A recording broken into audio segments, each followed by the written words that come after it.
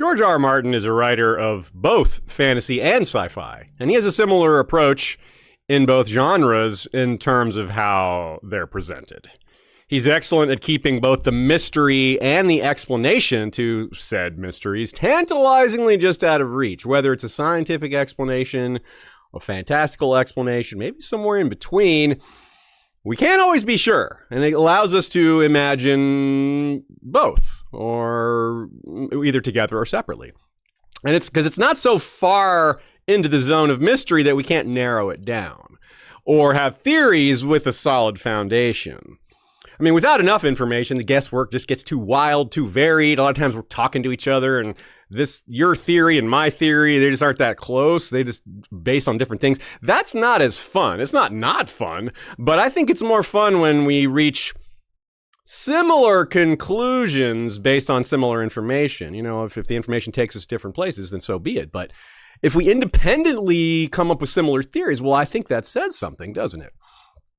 And this is the kind of skill that a good author has, being able to narrow it down enough so that we have that appropriate space for theorizing and imagining without it being too explained. Because if it's too explained, then it's not exactly a mystery, is it? So it's very hard to quantify this skill, but it's definitely a skill that authors need. From where we're sitting, it sure does seem like George is excellent at achieving and maintaining that balance of keeping the mystery within his world building and in the storytelling, of balancing the magical and the mundane. Mysteries don't always require magic, but they can be enhanced by such. And in this world, we have to always consider whether magic is involved, sometimes more than others. George does this by giving us just enough, but not too much, while leaving us room to fill in the gaps and encouraging us to do so. He likes when we theorize. He doesn't always love responding to random theories, but the fact that we're taking time to think about it, engage with his work, of course, any author is going to be pleased with that. So topics that are under the umbrella of supernatural very clearly fit under this because they can never be fully understood. Same goes for ancient history, right? For different reasons. It can't be fully understood because we don't have witnesses or evidence or records or what have you. So it's opaque or somewhat opaque for that reason. Yet, because of the supernatural, we have a grand mixture of all of the above, supernatural and ancient. Yet we still have enough to work with and think about, which is what touches on what I was saying about George giving us just the right amount of detail, insight, knowledge, etc. It's a fun sandbox, an extremely fun sandbox. That sandbox has endless mystery, but it does have tangible elements. Without it, it would be so much less compelling. Moat Cailin's our subject today. It's a place of high magic, according to the legends anyway. The children of the forest, perhaps working with the first men, at times working against them, but in this case, maybe with them. They may have tried to change the very landscape of Westeros in an attempt to preserve their way of life and their lives. Is the Hammer of the Waters magic, nature, or both? If it's truly magic, what does it imply about the powers of the children and the old gods? It's maybe a bit more than we thought. What other events could we potentially ascribe to the supernatural then, if we're thinking along those lines? For example, giant earthquakes and floods sound suspiciously like the sort of magic that could throw off the seasons. The magic of nature, when the natural goes supernatural. But it could just be natural, without any of the super. We will examine the high magic and its implications for then and now. We're mostly interested in the magic than the mundane. The mundane is there. It's sitting there pointing at us going, hey, you guys might be wrong. But that's not as fun, is it? So we're going to delve into the supernatural big time today. We'll imagine what the neck was like before it was flooded. We'll consider why, when, how, and of course who. Because there's some uncertainty about the children, as I said, and their relationship with the first men. Those first men who adopted the old gods, that is. It's a little easier to understand how it went when it was first men versus children, right? Even that, there's still obviously a lot of questions there. But there's bigger questions as to how they work together. To me, that's more compelling. What do they do to work against the Andals, for example, or the first men that didn't adopt the old gods? Like, how did that work? Did they team up against that? If they did, this is one of the best examples we might have for that, Moat Cailin. So let's delve deep into the lore, as deep as the caverns of the children who sing the songs of earth and have been doing so since times undreamed of. Though maybe, just maybe, Bran as well. will dream of such. All that and more on this episode of History of Westeros podcast. Hello and welcome, everybody. It's another Sunday. We're here with another live stream. This topic was voted on by our patrons in Mini Moot 2025. Just a quick note, Topics Moot 2026 is available to anyone who is a patron, and we will be doing that. I believe it starts the beginning of March. Right after Night of the Seven Kingdoms Season 1 is complete, we'll delve into Topics Moot 2026. Pick topics for the following year through voting. It's a lot of fun. Every episode we record goes up on Spotify and every podcast platform after it's here live on YouTube. You can also catch it ad-free if you listen on Patreon. Thanks to our good friend Nina Krusling. Her blog is at goodqueenalley.tumblr.com, and her latest blog post is about Aegon IV and the Brackens and the Blackwoods and a lot of that business. It's pretty cool. It's an interesting question about why Aegon behaved the way he did and why the Brackens did, and a lot of side questions as well. It's a multi-purpose question, and Nina's answer is very good. If you have questions for us, well, hit us up at westroshistory@gmail.com. If you're catching this later, if you're catching it live, well, drop your question right in the comments box. At the end of this episode, I'll mention some more episodes that have overlap topics, and we'll start with the trivia question. This one is not in a Song of Ice and Fire topic question, is a regular Earth question, though it certainly relates, as you'll see. What is the most common volcanic rock on Earth? So probably the most common volcanic rock on Planetos, too.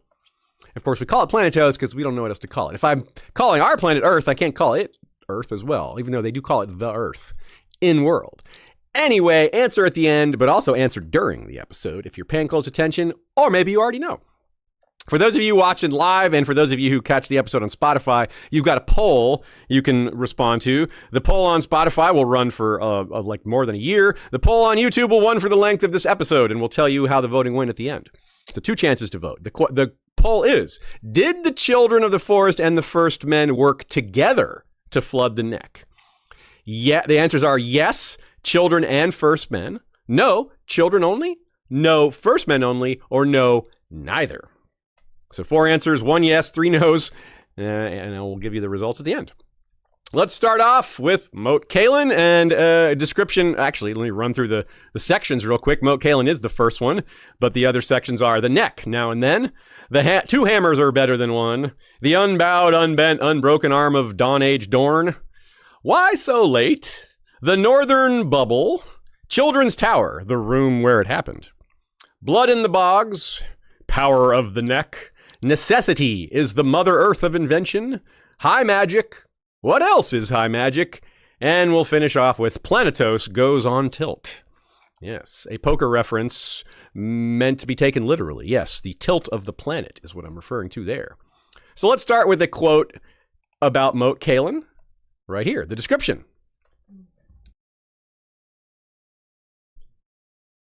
Where once a mighty curtain wall had stood, only scattered stones remained, blocks of black basalt so large it must once have taken 100 men to hoist them into place. Some had sunk so deep into the bog that only a corner showed. Others lay strewn about like some god's abandoned toys, cracked and crumbling, spotted with lichen. Last night's rain had left the huge stones wet and glistening, and the morning sunlight made them look as if they were coated in some fine black oil.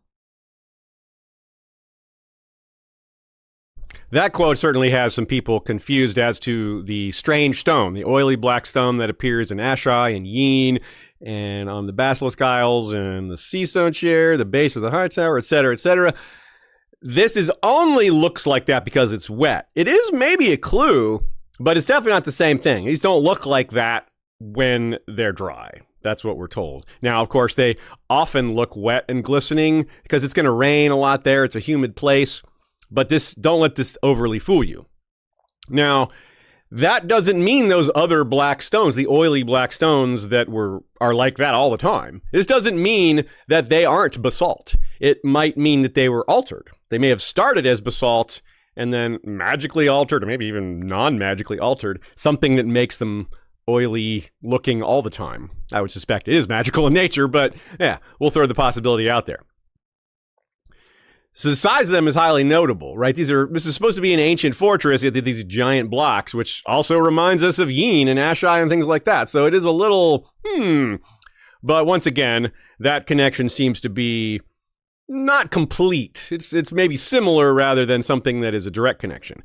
But the construction in ancient times of something like this with huge blocks is definitely curious, but also not unheard of. We have the Old Town and Winterfell, the Wall. We have very large structures built in very ancient times in Westeros. So by itself, Moat Cailin isn't special in that regard, but it does deserve to be included on a shortish medium-sized list of buildings that are maybe hard to source time-wise because of the construction style, and sort of indicates some advanced skills, but clearly it happened a long time ago. Just the question is how long ago. So yeah, that's something to keep in mind is the consideration there of the stones and how large they are. But again, I think that could be easily explained with just good construction techniques, but maybe giants were used. That's definitely possible. Now that's the wall of Moat Cailin. Here's the main attraction, the towers. Quote, "Beyond stood the towers. The drunkard's tower leaned as if it were about to collapse, just as it had for 500 years. The children's tower thrust into the sky as straight as a spear, but its shattered top was open to the wind and rain. The gatehouse tower, squat and wide, was the largest of the three, slimy with moss, a gnarled tree growing sideways from the stones of its north side, fragments of broken wall still standing to the east and west." With blocks that size, you can understand why there's fragments still here and there, and who's going to clean that up? You might have needed giants to build it. You would need them to clean it up, too. Even the Maesters believe the North was the last kingdom settled out of the known kingdoms, the major areas. Obviously, there's places around, like, for example, an episode we did recently on the Far Winds. Not all of the Iron Islands was colonized then, just like not all the North was. But generally speaking, it's the kingdom people moved into the last, for obvious reasons. It's colder and farther to the north of where they would have crossed over on the land bridge, which argues Moat Cailin was not built super early on. So if people weren't moving to the north, why would it be there until later? And if people weren't being kept out of the south, or kept out of the north, if you didn't have a compelling reason to stop people from coming north, then you wouldn't have built it either. So the Moat Cailin was built, I think, it seems to, and it stands to reason, because of people coming from the south that they didn't want, whether it was earlier First Men or Andals later or both. Well, that's part of what we're here to discuss. It certainly argues that the region has power, supernatural power, perhaps definitely strategic power as a choke point from north to south. That's kind of straightforward. But let's not forget that we're talking ancient times, before the neck was flooded, so it wasn't quite as narrow of a way through. It's not exactly great territory before the flooding. It's barren hills and places near the coast, which, beaches and dry, not good territory for growing crops or grazing horses. It got maybe worse with the flooding, but also became more filled with life, because swamps and bogs, they do have a lot of life, even if it's not the best for humans. So that's something to keep in mind, is that there might be magic in the place and that it was very different before it was altered, whether by humans, children, or nature, or some combination of the above. Moat Cailin was probably built by the Marsh King, the one who was eventually, the dynasty that was eventually overthrown by the Starks. Some Rickard Stark married a Crannogman's the Marsh King's daughter. We assume the Marsh King was a Crannogman. Maybe not. Probably, though. But that's yet another thing to interestingly consider, is that before the flooding of the neck, well, there wouldn't have been Crannogmen, would there? These are people who have adapted and evolved to live in the swamps. Well, that's certainly wasn't what they were before the swamp was there, is it? It might be the same people, like the Crannogmen descended from the ancestors who lived there before it was flooded, but they obviously had to do a lot of adapting post-flood. The Marshmen. The Marshmen. Seriously, what do you call them before it was flooded? Neckmen? Necklanders? It's a weird word. It's like, I can kind of get why that name isn't used, you know? So let's discuss a little more of that. The neck now and then. Martians. Martians! Well, that's go. After, right? Yeah. But still, I love that, Martians. That's great. So we don't know when it was flooded, but we don't need to know when it was flooded to imagine what it might have looked like. A big question with regards to timing is who was living there at the time. That's important. Most likely, when it flooded, whether for natural or supernatural means, it was sudden. It was a flood. It came on quickly. So a lot of people probably lost their homes, if not their lives. Might have flooded some of the children's caves. They probably were aware of it and, got out of the way in advance if they were the ones responsible. So I doubt any of them got harmed, but it, might have caused them to have to relocate some things. Now, it's important to understand, let's get a little bit sciencey here just for a minute. The neck is swamp and bog with some fens near the sea. What does all that mean? What's the difference between swamp and bog and fen? Well, let me try to describe it as briefly as possible. Bogs are more of a cold climate thing, so that fits. So that's probably the northern neck. Well, the southern neck is more of the swampy. Bogs are low oxygen, no fish, lots of peat. Peat is buildup of dead moss and other plant matter. Of course, it's usable as a fuel, and that is surely what the Crannogmen do. Now, bogs and swamps and fens and marshes and all that, they also have different combos of fungus, animal, and plant. Interesting thing about bogs is cold. Well, as you might suspect, cold makes plant growth slower, but it makes decay even slower. So lots and lots of slow decaying or not decaying matter happens in bogs, along with all that peat buildup, because peat is dead matter as well. So meanwhile, a fen is more of a salt water or brackish type of bog. You could call it like the combination of, it's kind of like a bog, like I said, but higher alkalinity, and often fens come from groundwater and runoff, whereas bogs are more fed by rainwater, and other small differences that we don't need to get into. But a swamp is a forest that's a wetlands. So that's the point there, is that, okay, the children of the forest, that's their spot. The forests are their home. When they arranged the pact with the first men, that was the deal. Humans get most of the terrain, but the children get the forests. Now, neither in that description, it didn't really say who gets the swamps. No, neither humans or children maybe were all that excited about that. But if you're going to say this deep forests go to the children, well, I'm kind of going to assume the swamps are included in that, because swamps are very unappealing to most humans. And that, again, they are a type of forest, a wetland forest. So also similar questions here. The second hammer of the waters is supposedly what flooded the neck. So that would be high magic, any high magic that came in this area before. Because there's some rumor, as we'll get to, that the first hammer of the waters, the one that broke the armor of Dorne, that was also cast at Moat Cailin. Some traditions say it was done at the Isle of Faces. Both of those make sense.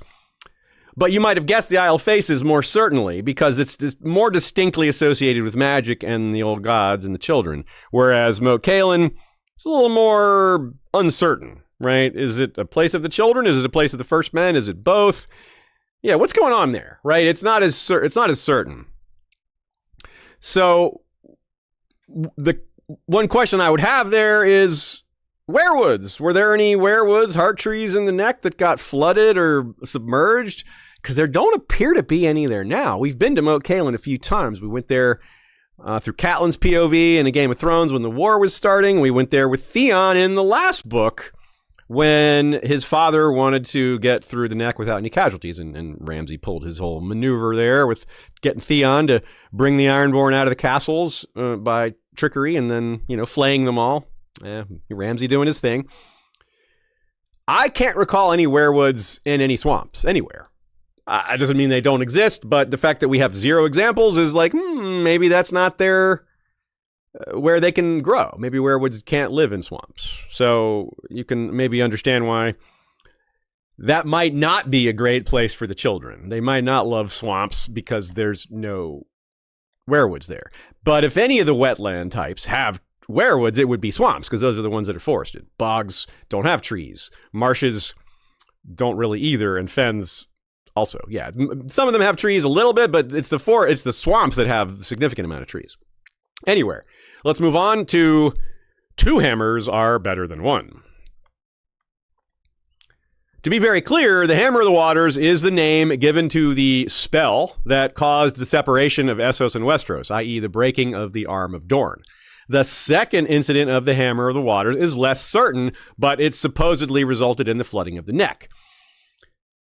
This is sometimes we're meant to believe that the first one worked, the spell worked, even though it didn't accomplish necessarily what it was set out to accomplish, which was to keep the first men from overrunning Westeros. Well, that happened anyway. Even cutting them off the land bridge, well, there's too many humans already, they're breeding really fast. Yeah, it's too late.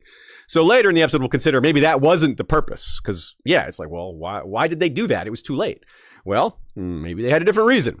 Anyway, we also have to question whether we're told the flooding of the neck was maybe not what they intended. They tried to do something like the breaking of the arm of Dorne, and it didn't quite take. It was only the spell only half worked. It flooded the neck, but it didn't shatter the land bridge. People could still cross. It's a lot harder to cross, but you could still do it. You don't need a boat.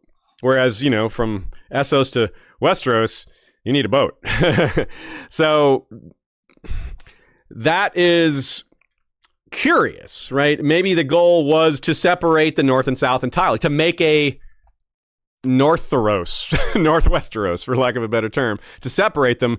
A little more on that later, but we can't assume that it was a spell that just came up short. That maybe the intent was to flood the neck and not to just destroy it. We are told, sort of given this assumption, but we should question that assumption at least a little bit. So the conventional wisdom says the first hammer worked, the second one, not quite.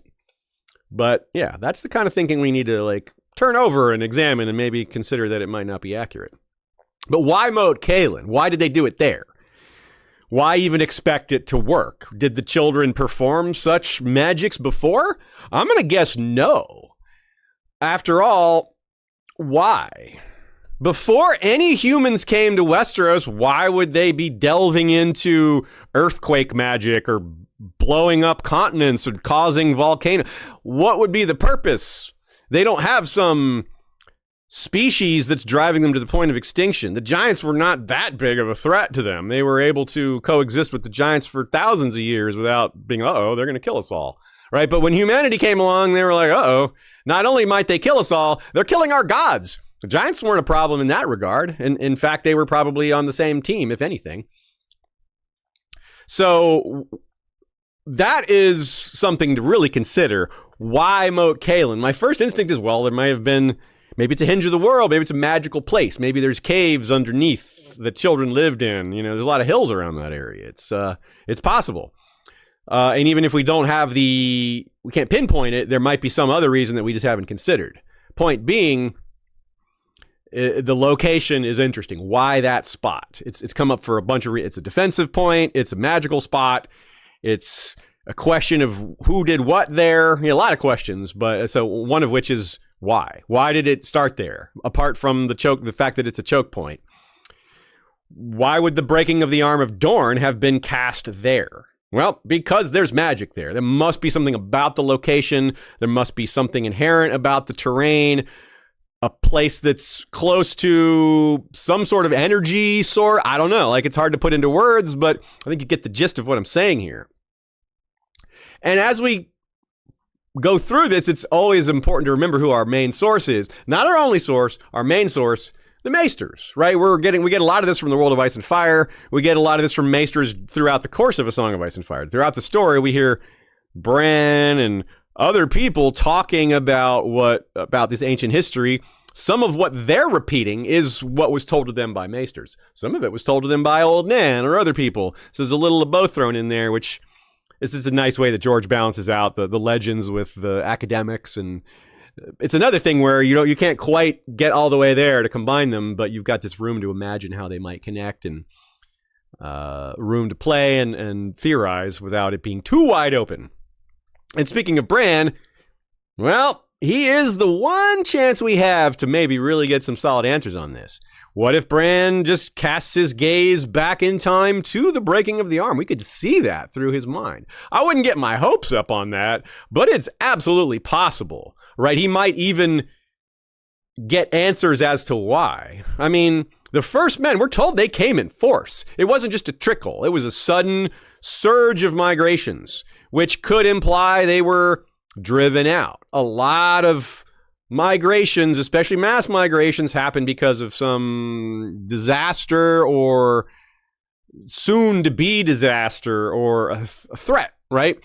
The free folk right now are fleeing the north because of the others. They're trying to migrate beyond into the other side of the wall because of a bigger threat, right?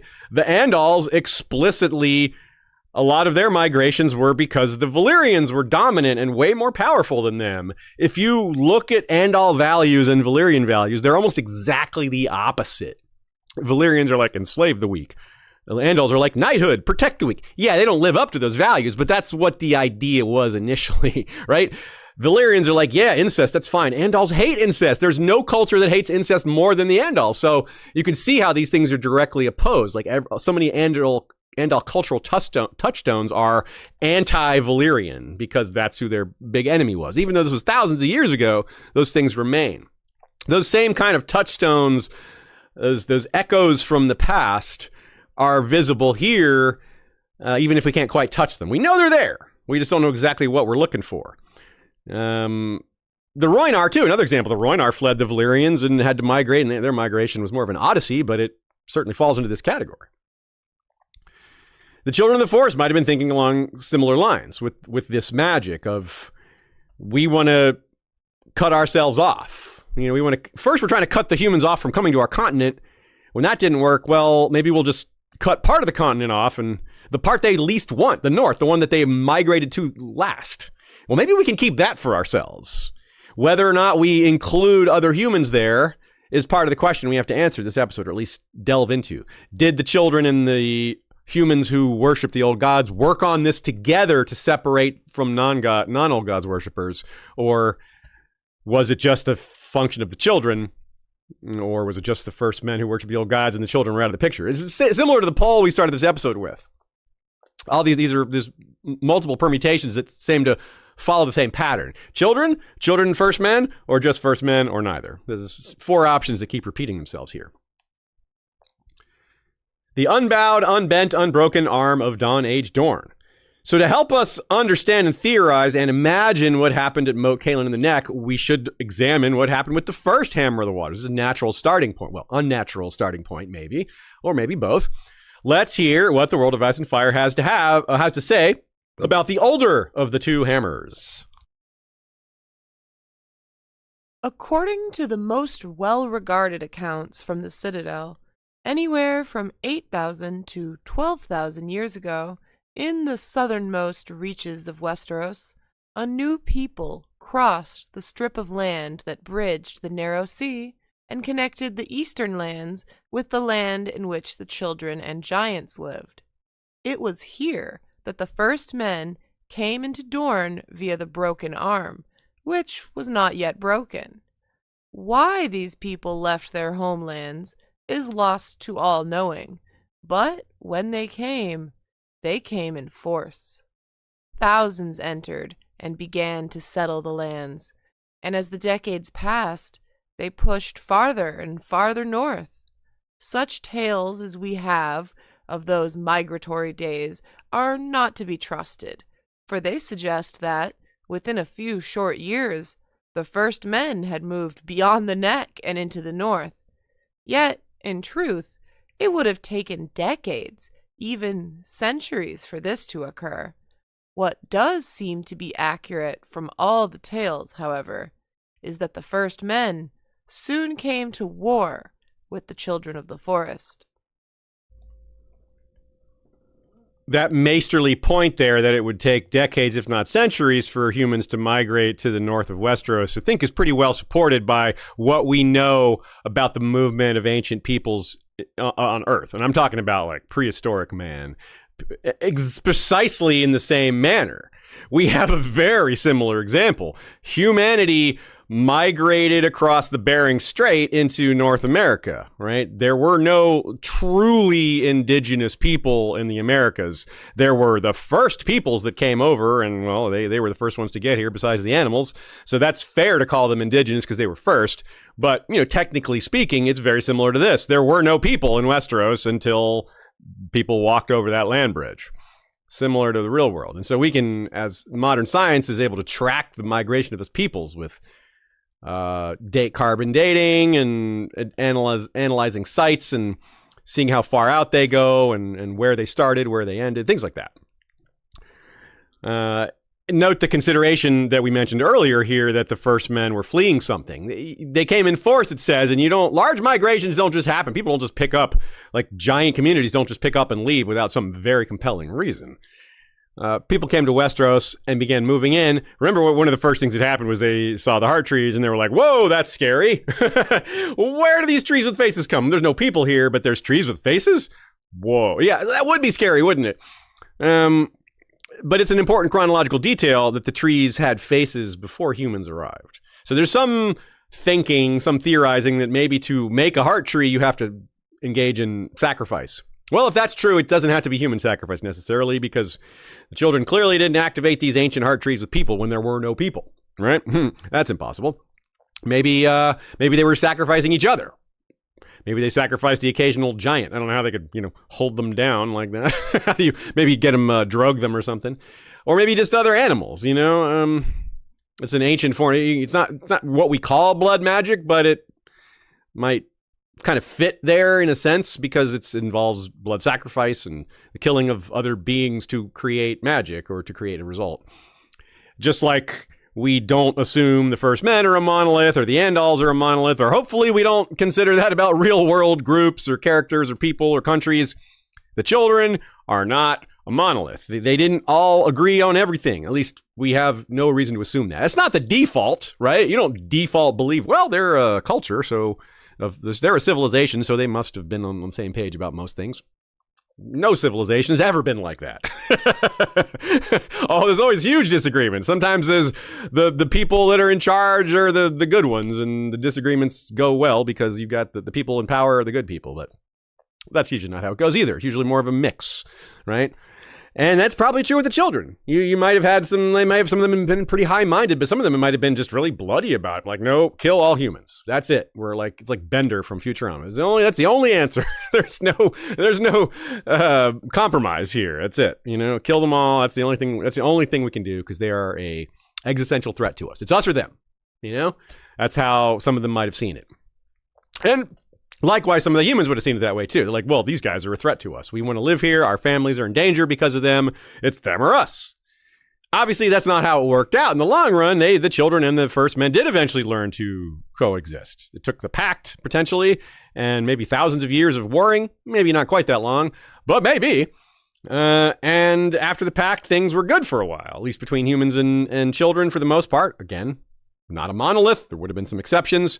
But until the Andals came, or maybe other waves of first men who weren't part of the group that became old gods worshippers, because again, the first men is not one culture. It's an amalgam of cultures that we can't name because we don't know anything about them. We don't know the differences between all these people that migrated from Essos. All we know is first men. But there would have been differences. We have to assume that those differences equate to not agreeing about everything, right? That's a very basic thing to imagine.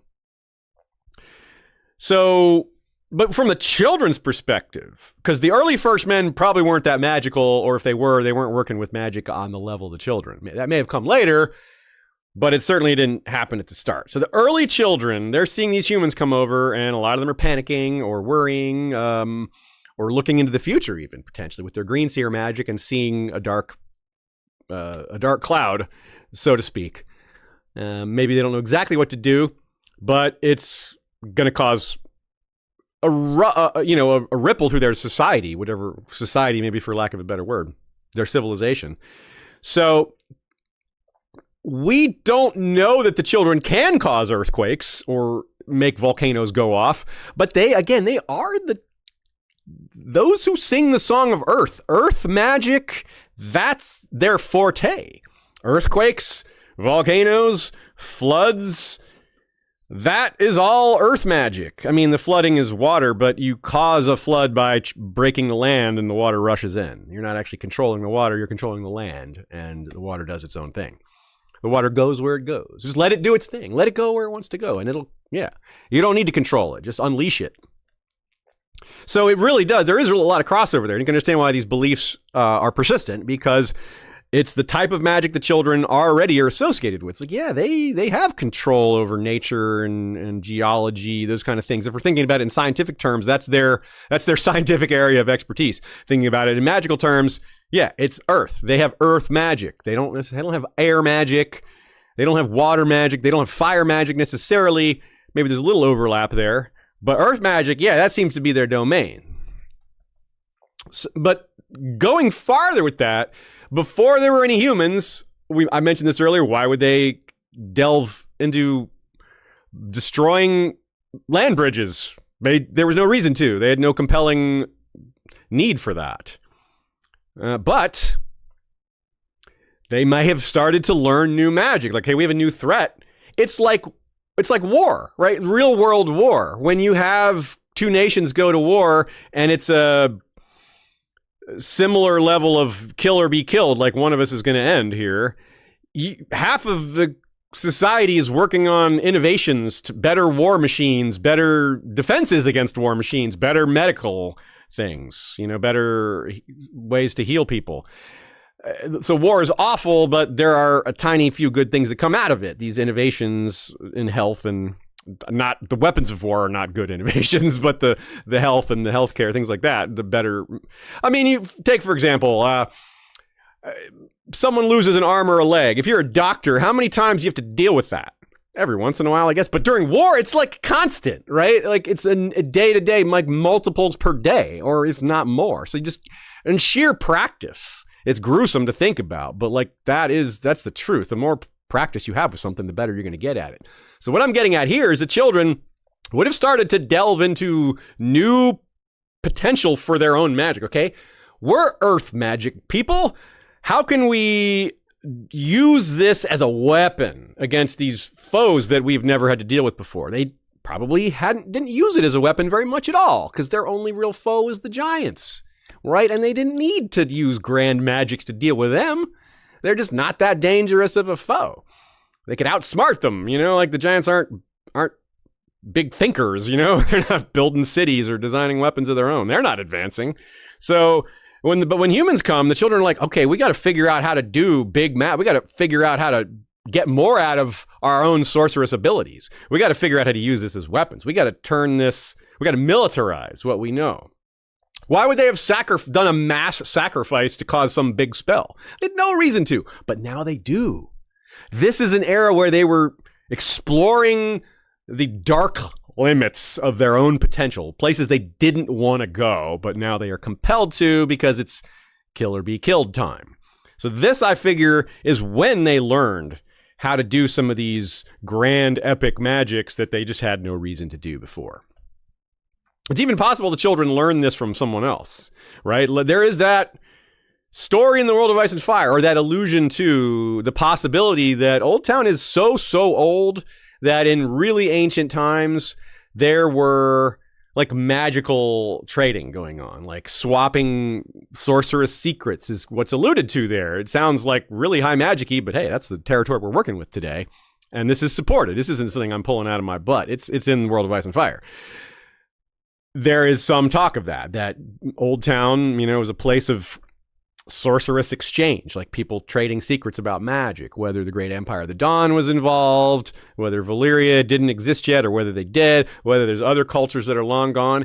If the children are delving into magic, why not learn from other people? Why not trade? Why not swap that? It isn't just goods and services that get traded between different cultures. Why not magic? So this could be where they get some of those ideas. Like, well, we know that the people from the Great Empire of the Dawn, they'd have their own word for that, did, the shadow. Where did that come from? That's some grand sorcery, probably, maybe an accident or maybe not. And then much later, more recently, we have things like the Doom, right? So these are all these things have the smell of sorcery over them, whether it's the faceless men killing the sorcerers that held back the 14 flames that allowed it to finally be unleashed, whether it's the Rhoynar supposedly casting water spouts to bring down dragons or causing, grayscale, the rising of the Rhoyne to flood cities, things like that. High magic is supported. It's not common, but it's there, right? It's there. It's absolutely there. There's plenty of examples of it. In fact, at the end of this episode, near the end of this episode, we're going to go through a few things that we think are of a similar level, power level, or related in terms of concept. So yeah, I wonder, did the Hammer of the Waters, maybe they learned that from the Rhoynar? Like, that's water magic, right? I mean, it could be water magic. I've already said that I think it could be explained as earth magic. You blow up the land, the water floods in. But we can't be too strict with that interpretation. I can't be like, yeah, that's definitely how it works. That's definitely it. There could be overlap. Maybe the Rhoynish, maybe it's flood. Maybe it was rising the water rather than lowering the land. So that, who knows? We don't exactly know the mechanism here. We know there's water and land involved. We know the end result. But yeah, in between, what made it happen, what specific hand gestures or blood sacrifice or what regents were used to cast this spell, who knows? So we're always on the lookout for magical overlap, things like this, where what one culture has done with magic is similar to some other version, right? The simplest example that I've used repeatedly is foretelling. Green seers, flame reading, blood magic like Maggie the Frog takes, sips on your finger's blood and tells you your future, foretelling. And since Maggie was accurate with that, we have to take it. We have to believe that that's a thing, right? So there's multiple types of foretelling in this world. Multiple types of foretelling, and there's probably multiple types of most magics, right? Or at least it's something that's worth considering. It's an idea that we can't dismiss. Yeah, so children would never have sacrificed humans before. If they do that, I mean, there's lots of allusions to this, and as well as humans sacrificing other humans. Whether there's any real power in that, I tend to believe there is. We've seen even singular examples of that, like maybe Mirri Maz Duur is an example of that. Certainly, Makoro kills that maester and the wind gets better, so it's definitely real. What isn't necessarily real is killing 100 people to get a massive spell. We don't know if that's true, but if killing one person can get you a little bit of wind, why not killing 100 people getting you a lot of wind? Maybe a hurricane. Isn't that possible? It's not that much of a leap, logic-wise. It's just a matter of intensity or of scale. Killing one guy to get a little bit of wind is 1. Killing 10 guys to get 10 wins is 10. How high does this go? How can you kill 1,000 people and get a wind 1,000 times more intense? And now consider that as for earth magic. If you can kill one person and get a little tiny tremor, assuming that's how it works, sacrificing 1,000 people might shatter the arm of Dorne. And this is alluded to. Even the world of Ice and Fire considers this as a possibility. Even the Maesters are like, yeah, that could be what happened. Because the Maesters, even as much as they downplay magic, they don't go so far as to say it never existed. They, in fact, come right out and say, there's no doubt magic used to be a big deal. It doesn't seem to be anymore. Now, they seem to be missing the whole ebb and flow of it that we're made aware of as readers, that it can come and go, and that right now it's coming. And before it went, maybe because of the dragons dying out, it went, but it's coming back now, and it was never fully gone, right? So take a few hundred, maybe decades, centuries, maybe not even that long, of war between the children and the humans. Each captures some of the others. Maybe the children are slowly capturing enough humans to cast some big old spell. They're like, once we have 1,000 human captives, we can pull this off. Cast this big old spell. And it took them a while. It took them a while to gather all those captives. Meanwhile, the window maybe has closed. They're like, yeah, there's too many humans have crossed over. But maybe they don't know. Maybe they don't have all the information we have. They might think, yeah, okay, there's a lot of humans here and they breed really fast, but still there's value in cutting more of them off. Like maybe they're going to expand rapidly, but they'll expand more rapidly if there's more of them here to begin with. There's still value in slowing the trickle of humanity, even if it's not a full solution. No one ever said the Hammer of Waters was supposed to be the end of it, We couldn't know even if it was, right? And we don't know anything about what happened then. So I think about this a lot, though. George has always been very clear that magic should have a cost. So if you're going to cast a big old spell like earth-shattering magic, that cost has to be enormously high. It might be a cost paid for by sacrificial victims. It might be a cost paid for by the spellcaster. It might be both. The person who cast the green seer, at this point, we're going super ancient, so we're considering a child of the forest green seer or several green seers who were children of the forest.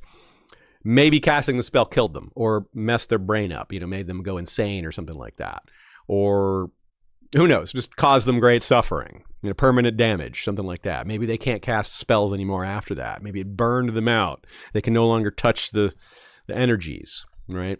Something like that. We're trying not to go too far with this, but it's very fertile ground for imagination. Especially if we're talking about the fact that they're trying to if they're trying to come up with new sorceries. They're trying to come up with, as I used the term before, to weaponize the magic they already had. Well, it's not like a switch you flip, right? Especially in George's world where magic has a high cost, where it's dangerous. If you're experimenting with magic, dangerous magic, violent magic, earth-shattering magic, what are we supposed to imagine that it just went well the first time? No, of course not. There's got to be mistakes, accidents, misinterpretations, just things going wrong, whatever that might mean. Here's an informative bit that alludes to the children having to adapt, as we're saying, at need due to the threat of humanity. This is a little more mundane, not sorcerous, but it gets at the point I'm saying. Quote, "The first men, who had brought with them strange gods, horses, cattle, and weapons of bronze, were also larger and stronger than the children, and so they were a significant threat. The hunters among the children, their wood dancers, became their warriors as well, but for all their secret arts of tree and leaf, they could only slow the first men in their advance. The green seers employed their arts, and tales say that they could call the beasts of marsh, forest, and air to fight on their behalf, dire wolves and monstrous snow bears, cave lions and eagles, mammoths and serpents, and more. But the first men proved too powerful, and the children are said to have been driven to a desperate act. Legend has it that the great flood that broke the land bridge that is now the Broken Arm was the work of the green seers, who gathered at the place that is now Moat Cailin." Take note of that wording, the place that is now Moat Cailin, because of course there wouldn't have been a castle there when the children didn't build a castle there, and they're trying to break the Broken Arm. Yeah, even the first men wouldn't have built a castle all the way up there that early either, most likely. And if they had, then how can the children even be there to cast a spell if there's already a first men castle there that's an enemy of them? Yeah, it just doesn't really add up, does it? So that's why it says the place that is now Moat Cailin. The neck. It's the neck, northern part of the neck, I suppose. And again, no flooding was there at that point either. So it was really just hills and barren landscape. There may have already been a little bit of a salt marsh type of situation there because it's close to the coast on the east side there, and eventually you get to the coast on the west side too. So you got a couple of different oceans poking in on the other side there. So it does sound incredibly powerful, that spell, the breaking the hammer of the waters. So being dubious is fair about it, but we have to remember our source, that the World of Ice and Fire, it downplays magic. And still is pretty open to this. Even though they downplay it, they're like, yeah, this really could have happened. I mean, and again, I keep coming back to this, but those who sing the Song of Earth, it's their domain.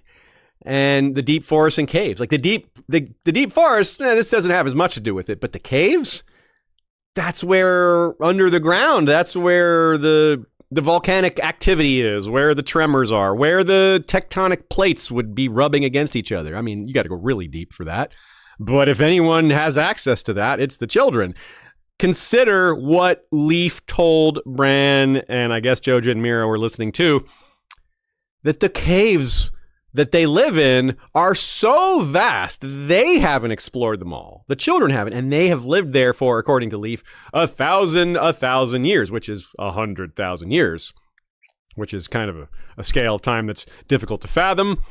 But if they haven't explored all that in 100,000 years, then yeah, it kind of implies that those caves go real deep. And if you're a person with sorceress power and you can do things below the earth, well, it would have an effect on above the earth, where these things are more unstable. This instability of below the earth, the volcanic activity, the magma, this and that. If you mess with that, it causes big things to happen on the surface. It just fits so well. Now, again, just briefly, the association of forests and flooded forests. This is something that I'm like, well, if they flooded the neck and that was their intent, like they weren't trying to shatter it like they were the Arm of Dorne, well, it would fit somewhat because of their association with swamps, right? Swamps are forested wetlands, like I said. Which, by the way, as an aside, it's why there's such a real world aside. This is why there's such a push among certain groups to save the wetlands. Wetlands are healthy. You think of swamps and fens as like a source of disease, and sometimes that's true. But wetlands, the plants that exist in wetlands are vital to absorbing bad things. They suck up toxins, ammonia, and other bad things. It's basically at the heart of all nature. The symbiosis between humans and plants. Their waste is our food, and our waste is their food. That kind of thing. So, and wetlands are usually at the dividing point between land and sea, or land and lake, or land and ocean. Yeah. So yeah. Anyway, so it's the children would want to protect these two. The children would have a natural understanding of this, even though it's a real world, modern understanding kind of thing. You know, ancients kind of had an understanding of some of that. They understood that cleaner water came from wetlands than from a lot of other places. That's a very observable thing. You don't need special science or knowledge to do that. Like, this water is clean. I can tell because of how it tastes and because it doesn't make me sick, you know? Let's all drink from this, you know? And then if someone comes in and destroys it, it's like, hey, where did our clean water go? That's a very observable thing. And yeah, so you can think along these same lines. The children have this association, this closeness with nature. They would understand a lot of these things too. Now, another reason the children would maybe want to cut off the north and only the north, besides the fact that it was too big of a thing to keep the first men out of all of Westeros, like that's just too tall of an order, but maybe we can keep them out of the north. It worked for the Andal. It kept the Andals out of the north, so maybe that was their goal. Maybe they weren't trying to keep the first men out, only the Andals, because by then enough of the first men were worshiping the same gods. They weren't at war anymore. The pact was far in the past, and things were copacetic. A reason the children might prefer the north and prefer to cut access off is because, again, their territory is the deep forests. By far, overwhelmingly, the biggest forest in Westeros is the Wolfswood. It is not close. Obviously, if we're thinking 10, 12, even more years ago, the sizing could be different. But even then, I doubt any forest was as big as the Wolfswood. It's just so big. The north is the biggest of the regions, too. So it's the biggest forest in the biggest region. I think the Wolfswood might even be larger than most of the Stormlands, and the Stormlands might be the next most forested because of it's the Rainwood. The ancient Rainwood may have been huge, but the ancient Rainwood may not have existed at all in this form or fashion because the ancient Rainwood was different. The terrain was different because of the Broken Arm. The Sea of Dorne didn't even exist then.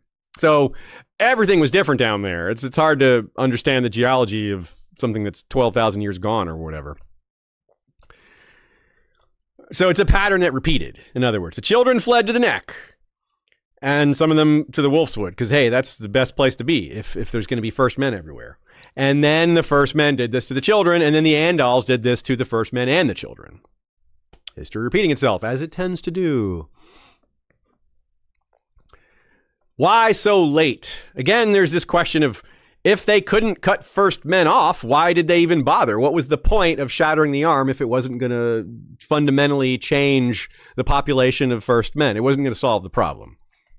I did allude to the fact that, well, maybe it helped a little bit. It doesn't have to be a full solution. There wouldn't be a full solution. So they had already been forced to live differently by only forests and caves and swamps now. They can't live, in the fields and meadows. That's the purview of the humans now. This might affect their ability, their societies greatly, and they might not be able to communicate as easily as they used to. Maybe they can, though, because of magic. So one theory, and I like it a lot, and this comes from the world of Ice and Fire, this isn't like a fan theory, is that the pact only happened because the children were a big enough threat. If the first men were like, well, we're winning, why would we come to the negotiating table if we're just winning? Tyrion makes the same point to the Lannister meeting, that his father, Tywin's like, yeah, you were right about that. But Tyrion's like, they're not going to make peace with us. First of all, we just killed Eddard Stark. Second of all, they're winning. At that point, the Starks were winning. So, like, why would they say, yeah, let's work out a peace deal? No, usually the people who are, you do that when it's a stalemate or when you're losing. If you're winning and winning handily, you don't go, hey, let's make peace now. That's usually not how it works. Usually you just keep pushing, like, we're winning, let's win more. Yeah, like that's how it goes, right? So what the point being is, like, hey, look, they demonstrated to the first men, look what we can do. We can blow up a whole land bridge. The point wasn't to say, hey, we're stopping more of you from migrating. Maybe that's a nice side effect. The point is to show their power, to demonstrate their power, to scare the first men into negotiating. Look, if we can do that, if we can shatter the arm of Dorne, what else can we do?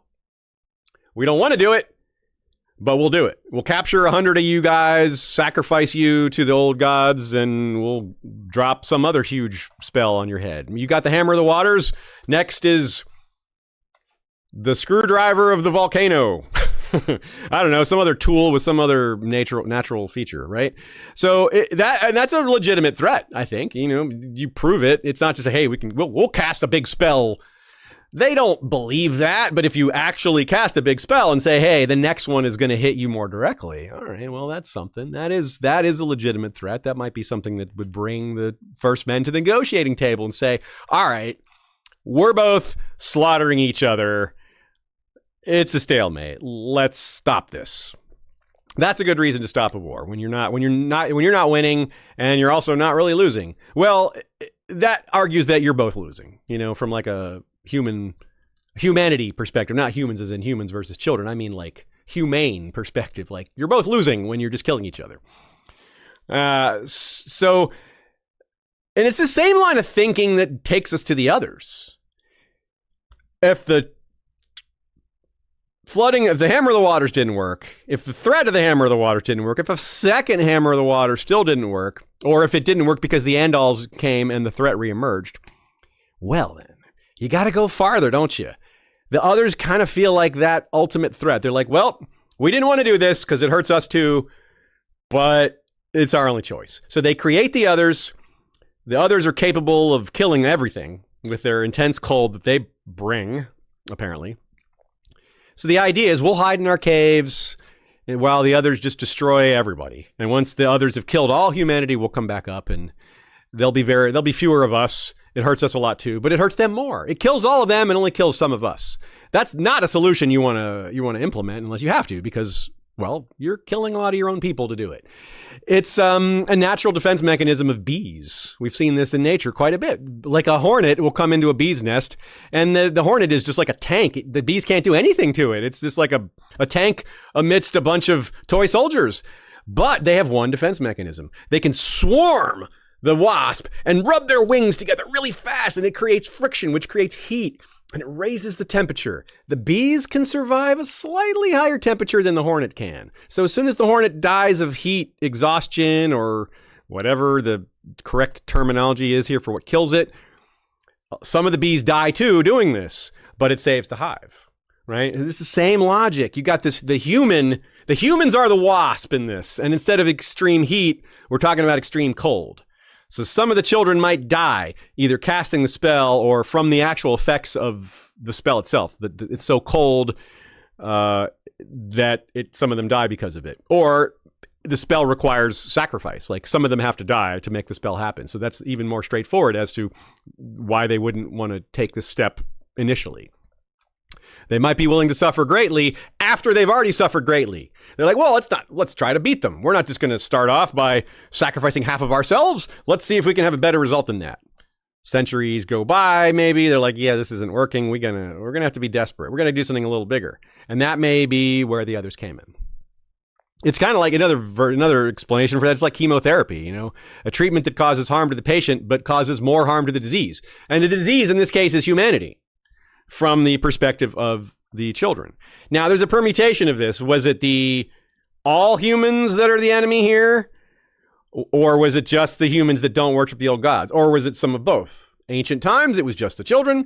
After some time passes, enough of the first men worship the old gods. They're on the same side as the children vis-a-vis humanity destroying heart trees and all the other stuff. Well, we worship that too. We don't want you. We're helping you. But not all of our humans, none of our fellow humans are not all on board with this. So yeah, we have to consider the possibility that it wasn't a mistake, that the Hammer of the Waters was... Maybe they did want to fully separate the North, but maybe they just wanted a swamp. Maybe that's actually what they wanted because the swamp gives them power. The swamp might create sorcerous energy for them, especially if there's already magic in that place. Why did they cast the spell from Moat Cailin, from that place that became Moat Cailin in the first place? Well, our best guess is because there's something magical about that spot. Maybe flooding it made it more magical, made the energy more powerful because it added life, because it added more nature to it. I don't know. I mean, if it was a barren land and they added a bunch of swamp creatures and, bacteria, the amount of life in the area after the flooding of the neck increased a lot. Obviously, in the Arm of Dorne, it decreased because the entire landscape sunk under the water. So the only thing living on there now are sea creatures. So it's an entirely different thing. But this is creating a biosphere that didn't exist at all. Not a biosphere, but a biome that didn't exist at all. And it's one that contains a lot more life than it did. So if we're talking, the children are creators of nature, then there is kind of an argument there for that. It's both a barrier to humanity and a way to add more life to the region. Now, a question I have is, okay, so there's a recurring question, or a question that comes up a few times about the children casting the spell from Moat Cailin from the Children's Tower. It's called the Children's Tower. So we're going to get back to that briefly, but I want to set that question, plant that seed as to why. Why would the children cast a spell from within a castle at all?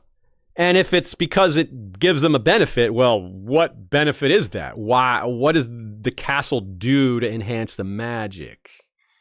Or maybe it wasn't the children at all. Maybe it was first men, old gods worshippers that had nothing. The children had very little or nothing to do with it. It was all mankind. That's possible too. That would make sense because we wouldn't have a question about why do it in a castle. If it's humans, that makes sense. Humans do things in castles. But the children, we have no examples of them ever doing anything in a castle that I can think of. And usually I have a pretty comprehensive knowledge of this stuff, right? Maybe tell me if I'm wrong, but I don't have any example like that. So that in general, when the magic is sourced from the old gods, it is sometimes tricky to tell whether it's children or early first men or both. And that gets us to the Crannogmen, right? The Crannogmen didn't exist before the neck was flooded. And the Crannogmen, according to the Crannogmen, are the closest to the children. They're the most related in that sense. They're the closest to nature, partly because of that. And there might actually be a biological connection, but they're definitely those who live closest to Earth, right? The children of those who sing the Song of Earth, where the Crannogmen live in the swamps. They live the closest to nature. And remember their vow that they gave to Bran, water to earth, earth to water, combining those things. Well, swamp, earth to water, water to earth. Yeah, you're living amidst both. And maybe that was a long game of the children Where else is there a big swamp in all of Westeros? There's some, but there's no huge one. There's some a little bit over in the Crackclaw Point area, I believe. There's some bogs and fens there, certainly, but there's also a lot of trees and solid ground. So the Neck is, I believe, by far the largest swamp in all of Westeros, and it might have been created rather than something that occurred completely naturally. The long game I'm referring to here is the Crannogmen exist because of the flooding. And the Crannogmen are the closest to the children. Maybe that's what they were aiming for. Like, hey, if we build a huge swamp, the people that live here will have a better connection to us. They created a human subspecies, a human subculture that they can relate to more than any of the other human cultures. It's a little out there as an idea, but it's got a little something to it. There's a little leg to that, I think. A little momentum there. It's a pretty grand idea that it's pretty big thinking, very long-term planning, but the children live hundreds of years. This falls in line with the way they strategize. Our species doesn't generally enact plans that take hundreds of years to come through because we won't see the end of that. But even that isn't without precedent. A lot of modern cathedrals took over 100 years to build. I mean, modern cathedrals. Just a lot of cathedrals took 100 years or more to build. So, yeah, the people that started that cathedral did not see it finished. Kind of an act of faith, right? Or an act of humanity. To you care about your descendants, whether they're your personal descendants or just descendants of your community. Yeah, high-minded, different from high magic, high-minded, right? And some of the children would have that level of wisdom. Maybe they are more of a connected culture, more of a network, more of a what happens to me happens to all of us kind of, like they're more like that than humans are, There's also a slim possibility that the Neck was already swampy and they just increased the swampiness of it, but that seems less likely. It's not as interesting. I think George is going to pick the more interesting version when he has options like that. Now, here's a detail to bring us back to some more solid ground, which is ironic because I'm talking about a swamp. But anyway, here we go. Quote.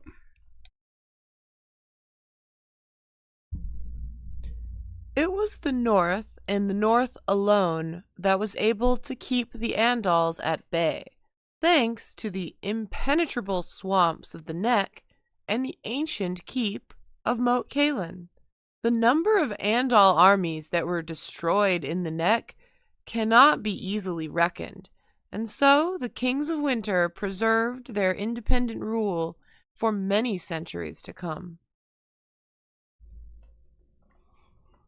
We've also seen the children enter people's minds. We know that can happen with glass candles and the Valyrians and maybe some other examples, but we've seen it with Bran's coma dream, right? There was definitely the three-eyed crow was in there. It's probably Bloodraven.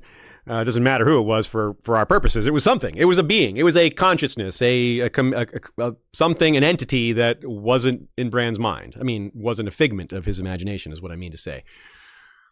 So if they can get into people's heads that way, then maybe there is something to them affecting human leaders. Maybe the Kings of Winter were influenced, and their dreams were influenced by high magic, by green seers.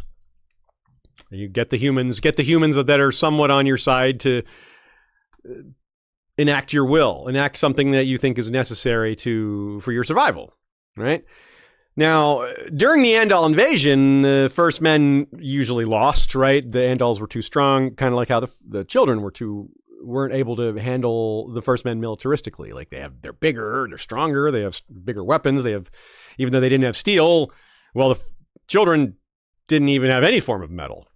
Obsidian versus steel is a problem. So when the Andals come along and they actually have actual steel and bigger horses and are even more warlike and they never turn to the old gods, well, that's obviously a bigger problem. So for centuries, if not longer, Moat Cailin did its thing holding back Andals. Whether it also held back earlier First Men cultures is up for debate or up for question. But we should assume that the Andals never faced the Neck in an unflooded state. By the time the Andals came along, the flooding had already happened. So they never got the easier, quote unquote, easier version of it. It was never easy, but it became really hard after, so hard that they never even succeeded, right? And this gets back to my bubble thing, the idea of a bubble, right? Which we're coming to next. That they were trying to create kind of cut off state from everyone else. If you have, the North doesn't have a lot of places to land, with ships. So more on that in a sec. But let me get back to the armies dying in the swamp, because that's interesting too. If there's power in death, if the death may pay for life, if bodies and blood, there's power in that, sorcerous energy, for lack of a better word. Well, this is kind of why I explained the underlying scientific principles behind a bog. And I pointed out that the decomposition is very slow in bogs. Bodies can be very well preserved in bogs. There is a body that scientists have in this world right now, in our world right now, that dates to 8,000 BC. A preserved body, 8,000, that's more than 10,000 years old, y'all. And it's mostly preserved, or at least preserved substantially. It's called the Kjellberg man. I probably said that wrong. It's Danish. That's where it was found. It was found in Denmark. Most of the bog bodies, is what they're called, are found in Denmark, Germany, the Netherlands, also UK, Ireland, and Scotland. But also Florida. Yeah, Florida. So you got all these northern European places and also Florida. Yeah. Well, bogs happen where they happen. Obviously the the cold bog thing isn't a thing in Florida, but they do have them there. So the Florida one is kind of fascinating because it's explicitly not cold. It's Windover is what it's called, the location. But there's an even older bog bodies found in a place called Warm Mineral Springs, Florida. And it's called, there you go, Warm Mineral Springs. That tells you it's not cold. The actual water coming up from the ground is warm. That's abnormal. It's called Warm Mineral Springs because it's the only warm sinkhole in the entire state of Florida, which has a lot of sinkholes. My mother goes swimming in sinkholes all the time. Well, not all the time, but frequently. So it's kind of funny that the bog body's discovered in the only warm sinkhole when normally bogs are associated with cold. But also, it's not just burials. It's not just bodies. It's artifacts from Paleo-Indians. What's a Paleo-Indian? Paleo-Indian is a concept we discussed earlier without using the term. It's those first people that migrated into North America from over the Bering Sea from eastern, what's now Siberia, I suppose. So I don't know if the others are going to get to Moat Cailin. But if they do, there's a lot of bodies in there probably. George could easily write it that way, that a bunch of Andal bodies can be pulled out of the swamps by the others, and that would be pretty cool in a creepy way.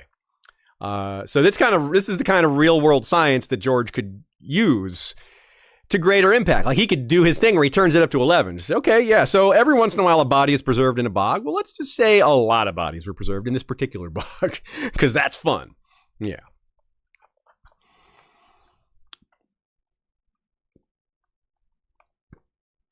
We could very much use your support on Patreon these days. The fandom is doing pretty well, but it's not at its peak. You know what I'm saying? We've got some exciting things coming next year. We're not going to slow down. Our show is going to keep going. But we've also got some TV shows coming next year, which should, boost engagement. We'll see. There'll be a lot more discussions online. The fandom should have a nice kick in the butt from twice next year, which is nice. But we need support all the time, right? We do this for a living, so we can't just have this seasonal thing. We gotta have our bottom line taken care of. So if you're able to, we would very much appreciate the support. And of course, we also very much appreciate the word of mouth. There's nothing like that in this world. That's the best way to spread the word about any show you care about. If you listen to any podcast or radio program or whatever have you, author that you support, any creator that you support, if you engage with them a lot, especially this time of year, if you're American, especially when we're thinking about Christmas and all that. Well, it's not just Americans that celebrate Christmas, obviously, but it is this time of year where we think about giving and being thankful. It is an American holiday, Thanksgiving, that's coming up soon. So that's what I always try to do. Any podcast or YouTuber that I engage with a lot, that's a good reason for me to hit them with a little support. And if you feel the same way, then maybe we deserve that. If not, consider a different supporter, a different creator that you do engage with a lot, and maybe hook them up. Give them a little help. Another way you can help out is by going to our website and using our links. We have different shopping links there, all of which do not cost you additional. For example, use our Amazon links. Doesn't cost you any additional money, but anything you buy, we get a little cut of. And Amazon's a pretty good place to shop for during the holidays because of how quickly they deliver things and how they're able to manage to keep so many things in stock at a time when it's really hard to do that. That's one advantage of being so gigantic, I suppose. So yeah, go to historyofwesteros.com and peruse what we have going on there. Shopping, we've got a lot of cool fantasy items and books and different things that are able to be found there. Plus, our website is just fun. It's cool. You got different things to find there. Besides that, you can see all the patron names and fun things like that. A lot of y'all have who have signed up to be a member have gotten a cool nickname and title. So anyway, yeah, hopefully that is encouraging, and we'll keep it going, folks. We're not going anywhere, but we would love to have your support. Darwanka sends a super chat and says, thank you for all you do. Well, we appreciate that, Darwanka, and like I said, we'll keep it coming. Christina K. Hey, how's it going, Christina? Says, maybe the stumps are under the water, and that's why the Crannogmen get green dreams seemingly more often than the north. Ooh, that's a good idea. Because it does seem weird that there's no werewoods there at all. So a very good explanation could be that they were chopped down, and that might be that's fitting. They're like, well, this is the line in the sand / the swamp that we're drawing. The heart trees north of here do not get chopped down. We're protected. We can't save the ones south of here. So we're gonna focus on what we can save. Christina also said Stonehenge and Göbekli Tepe are old like that.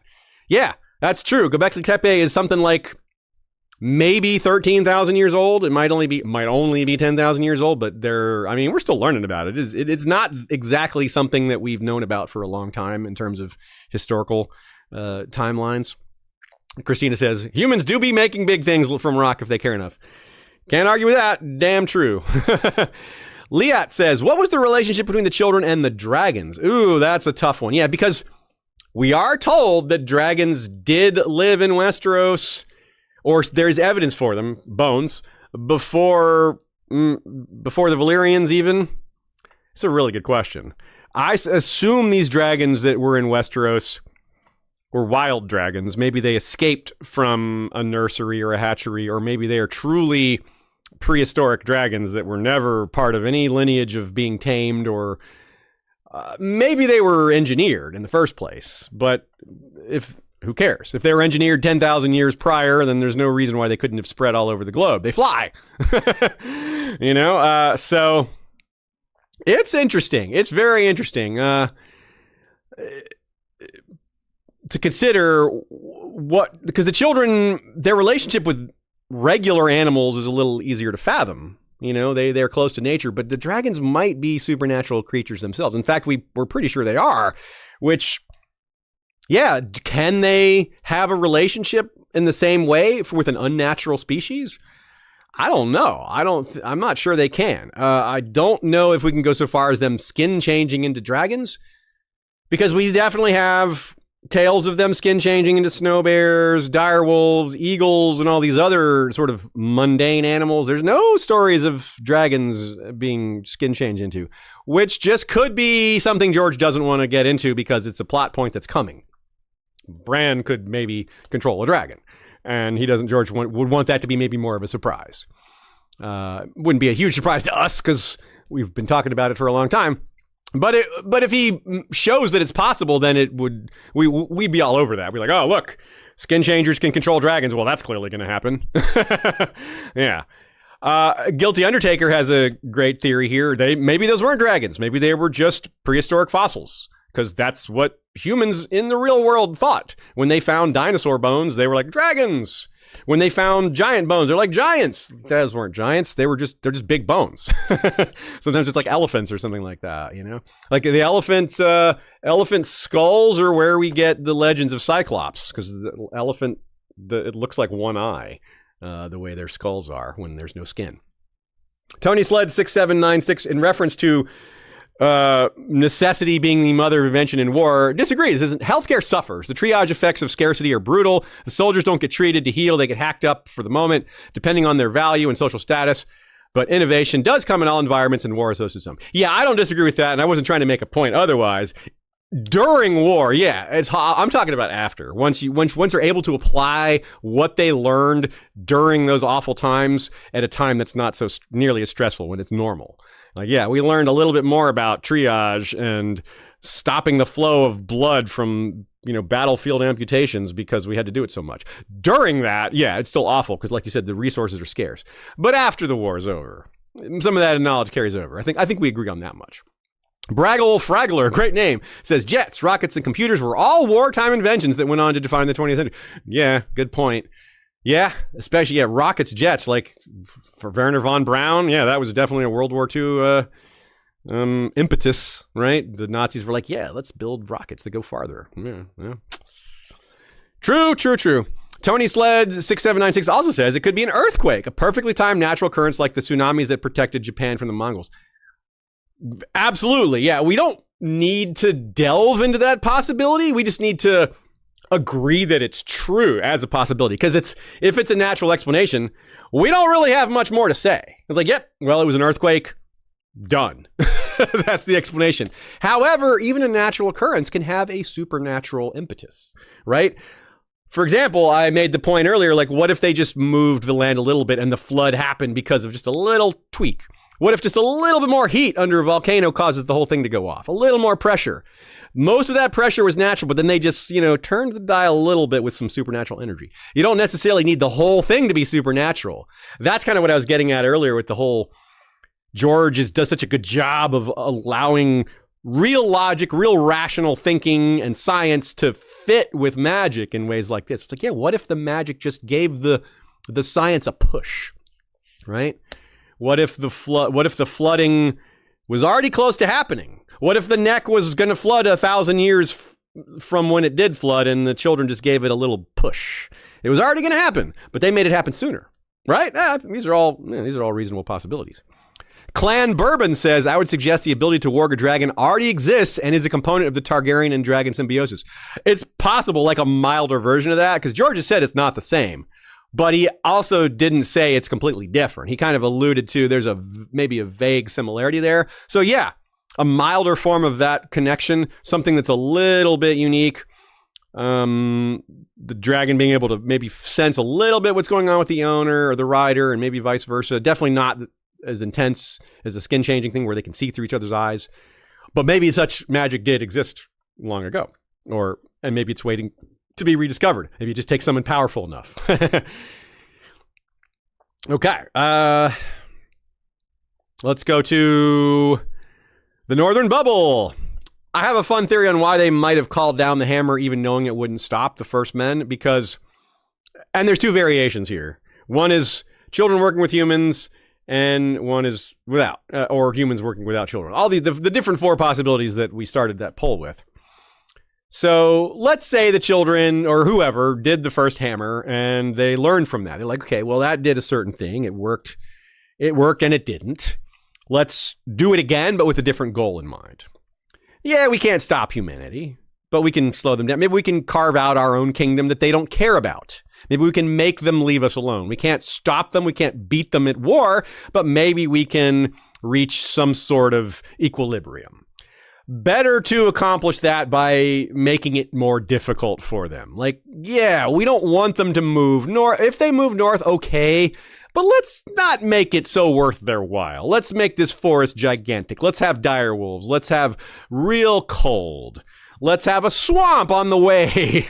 Let's have it just be unappealing to humanity. If so, it didn't really work that well, but the children didn't have a lot of options, did they? Maybe they thought they were creating a subcontinent for themselves. Maybe Westeros. You got the wall blocking the north part and the Moat Cailin and this new swamp / waterway on the south. It's a pretty contained region, right? It would be not a complete bubble, but I call it a bubble because it would have magical things on both ends keeping people out, even if it's not like airtight. People would still come and go, but the progress would be greatly slowed. It would, there's not a lot of people sailing there, things like that. They might be able to coexist with the few people that do live there. So it's like they lowered their expectations. At first, they're like, let's beat humans. And they're like, later, well, we can't do that. So let's just try to live. Later, they're like, okay, we can't even live away from humans. Let's try to live with fewer humans. Their goal, the bar got lower and lower as their options shrank. It might have had better results for them, right? If there's no, remember, there's no White Harbor back then. There might not have even been a Brandon the Shipwright yet. So it might have really seemed doable because of how the North isn't that well set up for ships coming and going, and they might have, just make it more inhospitable, make it colder, make it wilder. A giant swamp isn't desirable, right? I mean, who wants to live there? Oh, well, the Crannogmen do, but even that was by necessity, probably. So the bubble is it isn't keep out humans, it's keep out people who don't worship the old gods. That's the bubble. It's in a bubble for worshipers of the old gods, containing that which is dying out, but still has some power. Enough power to keep itself alive. So it could have worked, but it doesn't appear to have. Maybe it's like a micro version of Skagos. Skagos is still kind of a land before time. It's like a time capsule of sorts. North of the Wall sort of is too. But Skagos is kind of different that way because it is actually south of the Wall. It is part of the North. So it isn't directly a part of these older kingdoms, these wilder places. It is part of the North, which is itself a bit wilder than the rest of the kingdoms, especially when you consider the old gods. So maybe that's what they were going for. They're going for like a Skagos type separation by blowing up the neck. But as we said before, maybe a lot of the children weren't on board. Maybe that's why the spell didn't work, because there weren't enough of them willing to participate. You need like a bunch of children, a bunch of green seers with a bunch of sacrifices, and they just didn't have enough. They didn't have the juice for it. And that's because a lot of the children disagreed with implementing it, or they just didn't think it would work. And they're like, why should we put all this effort and energy and sacrifice into something that's not going to work? Children's Tower, the room where it happened. Yes, that is a Hamilton reference. Let's get a description. Quote. It's a Westeros the musical reference. Yes, I prefer that. The tall, slender children's tower, where legend said the children of the forest had once called upon their nameless gods to send the hammer of the waters, had lost half its crown. It looked as if some great beast had taken a bite out of the crenellations along the tower top and spit the rubble across the bog. In addition to the magic and mystery and all that, George wants to throw some imagery at us here. There's this great beast taking a bite out of the crenellations along the tower top and spit the rubble across the bog. What could have caused that? I mean, that's not just wear and tear. That's not just the top of the tower fell down, because it's strewn really far. It didn't just fall. It's not like right there below. It says strewn across the bog. What did that? A catapult? A lightning? Sorcery? I mean, in terms of this episode, that's more like what we should be considering, I think. We talked about the basalt blocks. Basalt is the most common volcanic rock on Earth by a wide margin. 90% of all volcanic rock on Earth is basalt. Probably the same on Planeteros. I'll operate under that assumption for now. It's just hardened lava. If there's power in obsidian, frozen fire, why not some power in basalt? Not as much, maybe. But hey, obsidian, frozen fire, it's a product of volcanoes. It's a product of volcanic hardening and lava, all that. It's the same source. So if Valyrians and fire magicians can draw power out of obsidian, maybe they can draw it out of basalt. Maybe that's why the blocks are so huge, because each block only has a little bit of magic in it. So you need a lot of it to actually matter. And this sounds far-fetched, but you got to keep in mind what we're trying to reach here. We're told that the children may have cast this grand spell from this tower. why? Why from this tower? So that's why I'm examining and theorizing about basalt, and that's why we brought it up as a relationship to the strange stone so early, because something's got to explain why they picked this spot to cast this big spell, assuming that's what happened. So that to me, that's a reasonable idea that, hey, frozen fire, basalt is frozen fire too. It's just weaker, more common. Obsidian just has more silica, in terms of science. That's the biggest difference. Basalt isn't sharp. Obsidian is extremely sharp. There's other differences, but that's like one of the main differences there. Maybe it relates to blood sacrifice. We keep coming back to that, and it could always be a combination, right? Maybe the blood is the blood's the reason why the basalt blocks are oily. Not like currently not in Moat Cailin anyway, but maybe some sort of blood magic that causes them to be that way. Maybe that's what makes them oily permanently rather than just temporarily because of moisture. I'm really getting out here with these ideas, but again, it's got to be something. Could be a combination. Here's a different account. This one's from World of Ice and Fire, and it gets into some of the really creepy, deep options, but it does give voice to them, which is why we're able to play with these ideas without acting like it's something that we came up with out of nowhere. Quote, gathering in their hundreds, some say on the Isle of Faces, and calling on their old gods with song and prayer and grisly sacrifice.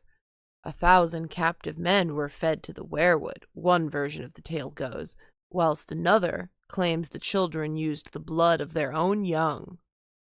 And the old gods stirred, and giants awoke in the earth, and all of Westeros shook and trembled.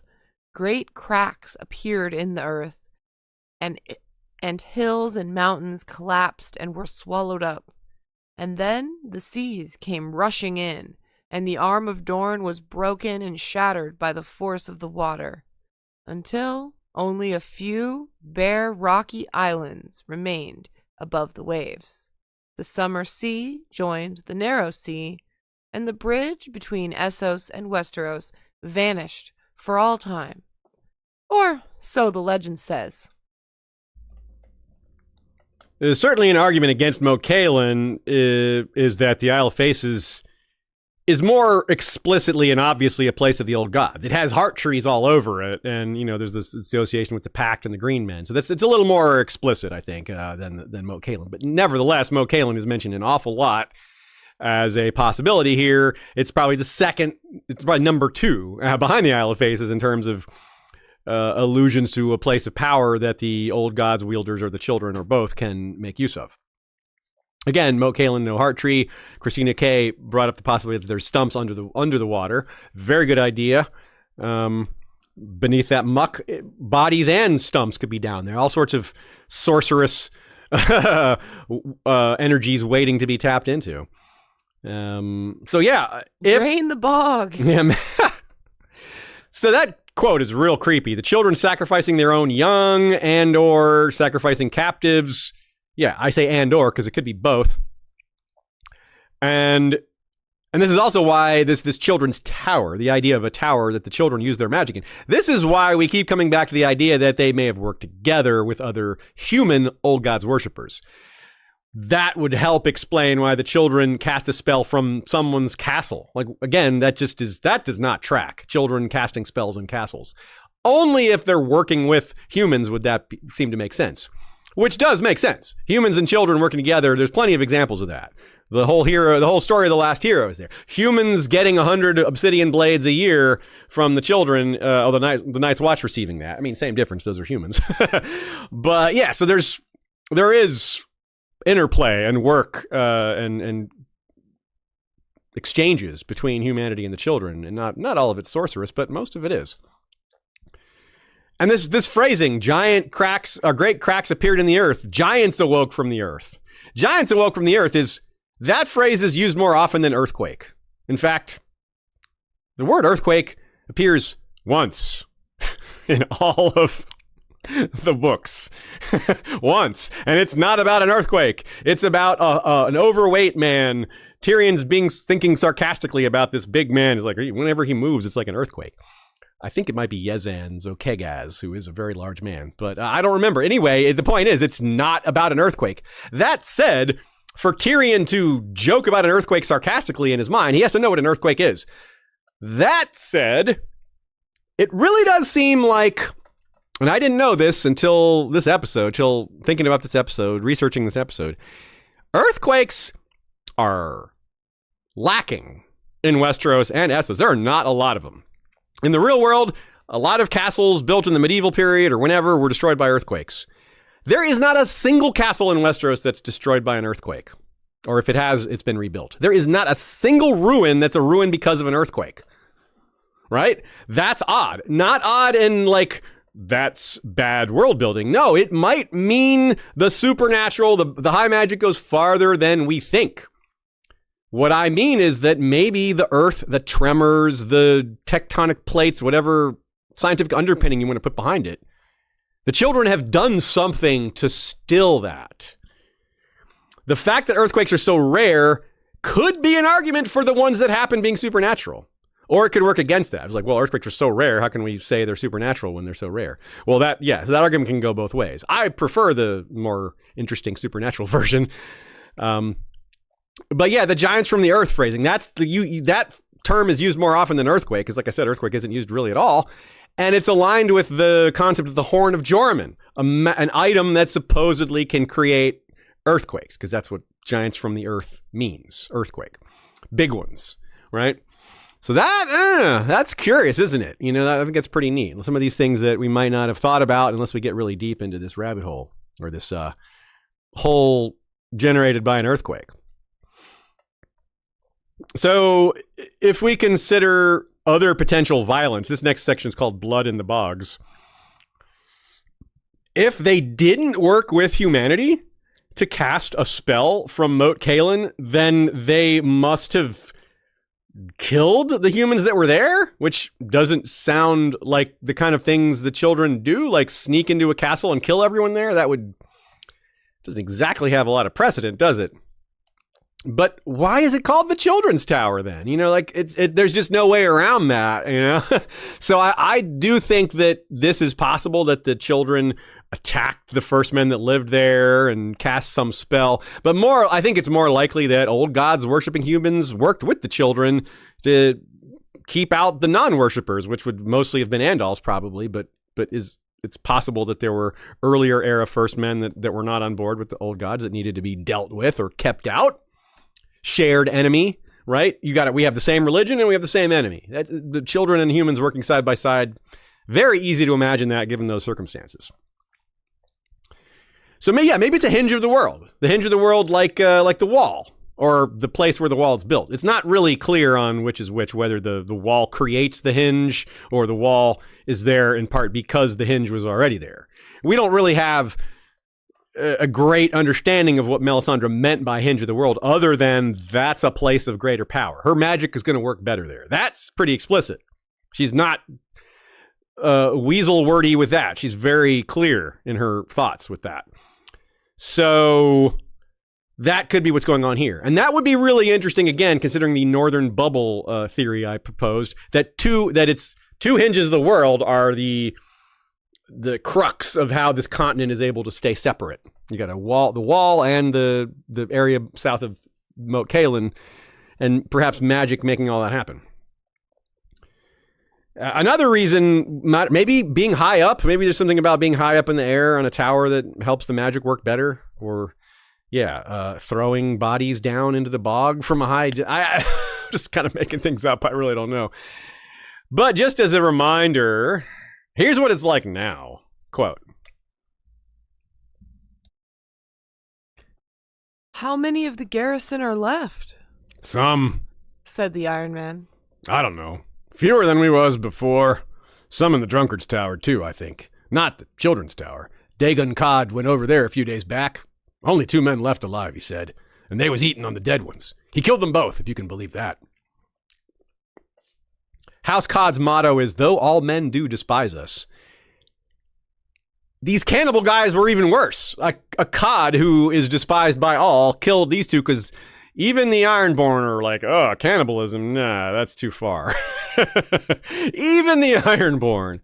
But I'm not sure the children and the first men have those same restrictions. You know what I mean? Like the children, I mean, it's not cannibalism to eat a person. It is cannibalistic to eat another child of the forest. But they don't necessarily have the same view on cannibalism being, you know, one of the worst things. Decent chance they do, because a lot of values that first men have kind of come from old gods worship. Not all of it, but things like guest right and kinslaying, a lot of that comes from that same origin. Not only was there no King's Road and no swamp, there may have just been a dirt path back in the day, which reminds us that assault would have been easier with no swamp there. But since no Andals ever got through, it's kind of why I lean towards the flooding happened well before the Andals came, which is pretty well supported. Which gets to the heart of the matter. It was relatively easy to cross the neck. Not to say that it was some sort of highway, but we're talking night and day in terms of how easy it is to cross now versus how easy it was to cross then, even without a King's Road, right? So that says a lot. If they were like, we need to make this barrier harder to cross, we need to make it unappealing, then you could understand why they might have altered it. Because there would have been other ways through, right? Right now, there's like, Robb tells Galbert Glover and Jason Mallister to go into the neck, and how you don't need to find your way through. They'll find you and help you find the ways through. There are ways through that the Crannogmen know. Before the Crannogmen, there would have been ways through that would have been a lot easier to find, a lot simpler, just passes through the hills. And in fact, it might have been so easy that just a person that never been there before could find their way through. Just keep going north, you know? Which again is the point. They didn't want it to be so easy to get north. If they're trying to protect the north, cut it off, well, that the state it was in back then was not going to cut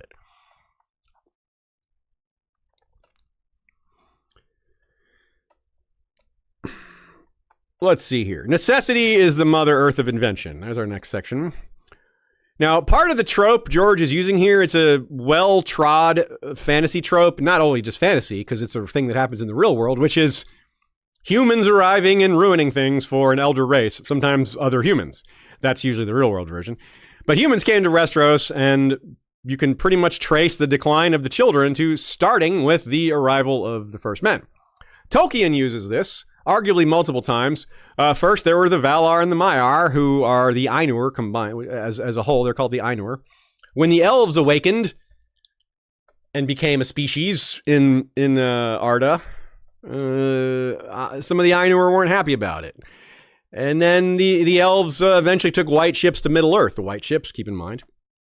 And then the humans came along, and the elves weren't happy about that. So it's like, well, we were here first. No, we were here first. No, we were, yeah.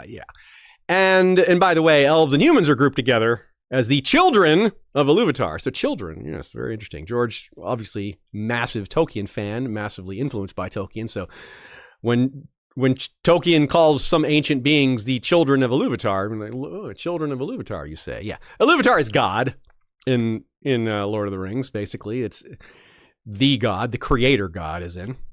In the Witcher universe, it's really similar. Elves were there first, and humans arrived on white ships. And the elves were like, dang it. Elves thought humans were a short-term problem in the Witcherverse, that they'd die out like a disease. Like, we just have to outlast them, and then we'll be fine. Of course, they did not outlast them. Humans just kept growing and spreading, and that might be how the children saw it. They're like, yeah, we'll outlast them, they'll die off, and then, we'll go back to the way it was. Maybe that's what they thought.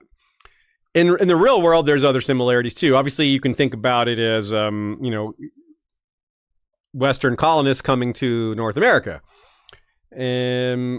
Basic or going older. The Romans and the Druids. The Romans just kind of wiped out all knowledge about the Druids. And the Druids were natives. The Romans were colonizers. The story of a lot of colonization is destruction of the lore and culture that had been there before.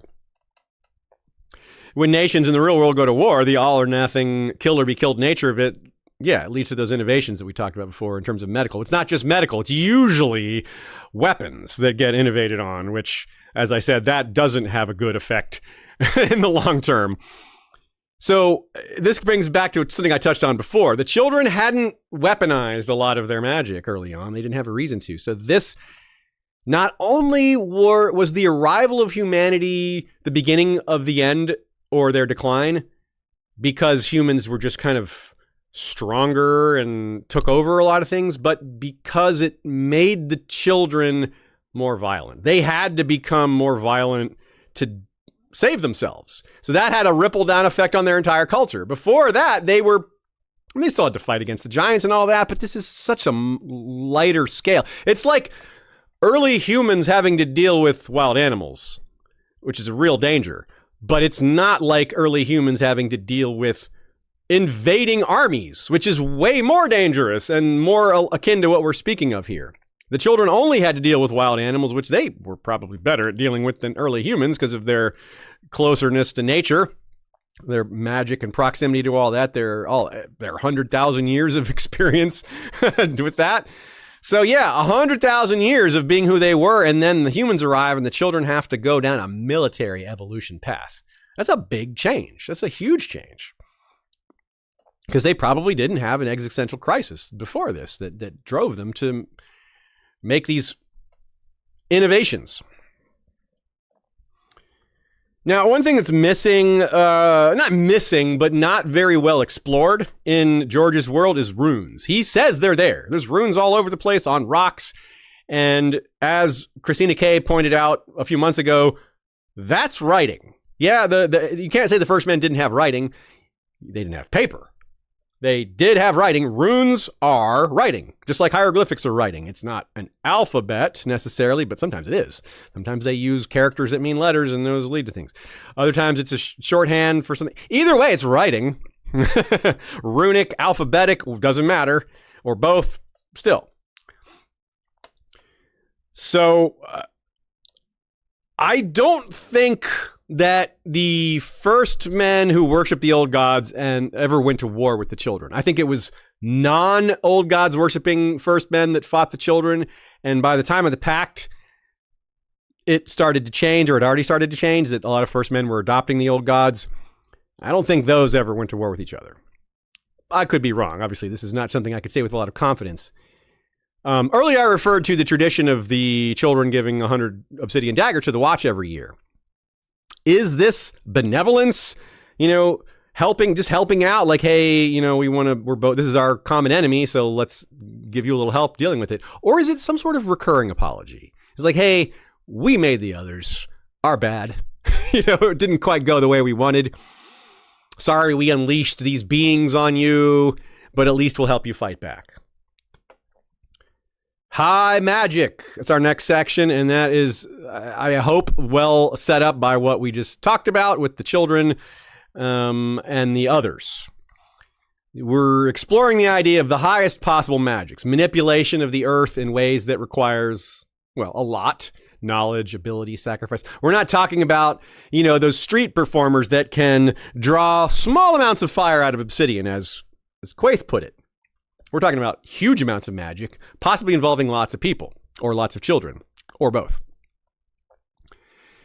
So if we're all aware of the possibility that this is a big exaggeration, that these were mostly natural phenomena that the children had nothing to do with, or very little to do with, but we should, if we're being thorough, explore the reverse possibility that, in fact, they've done bigger, grander things, or are capable of that.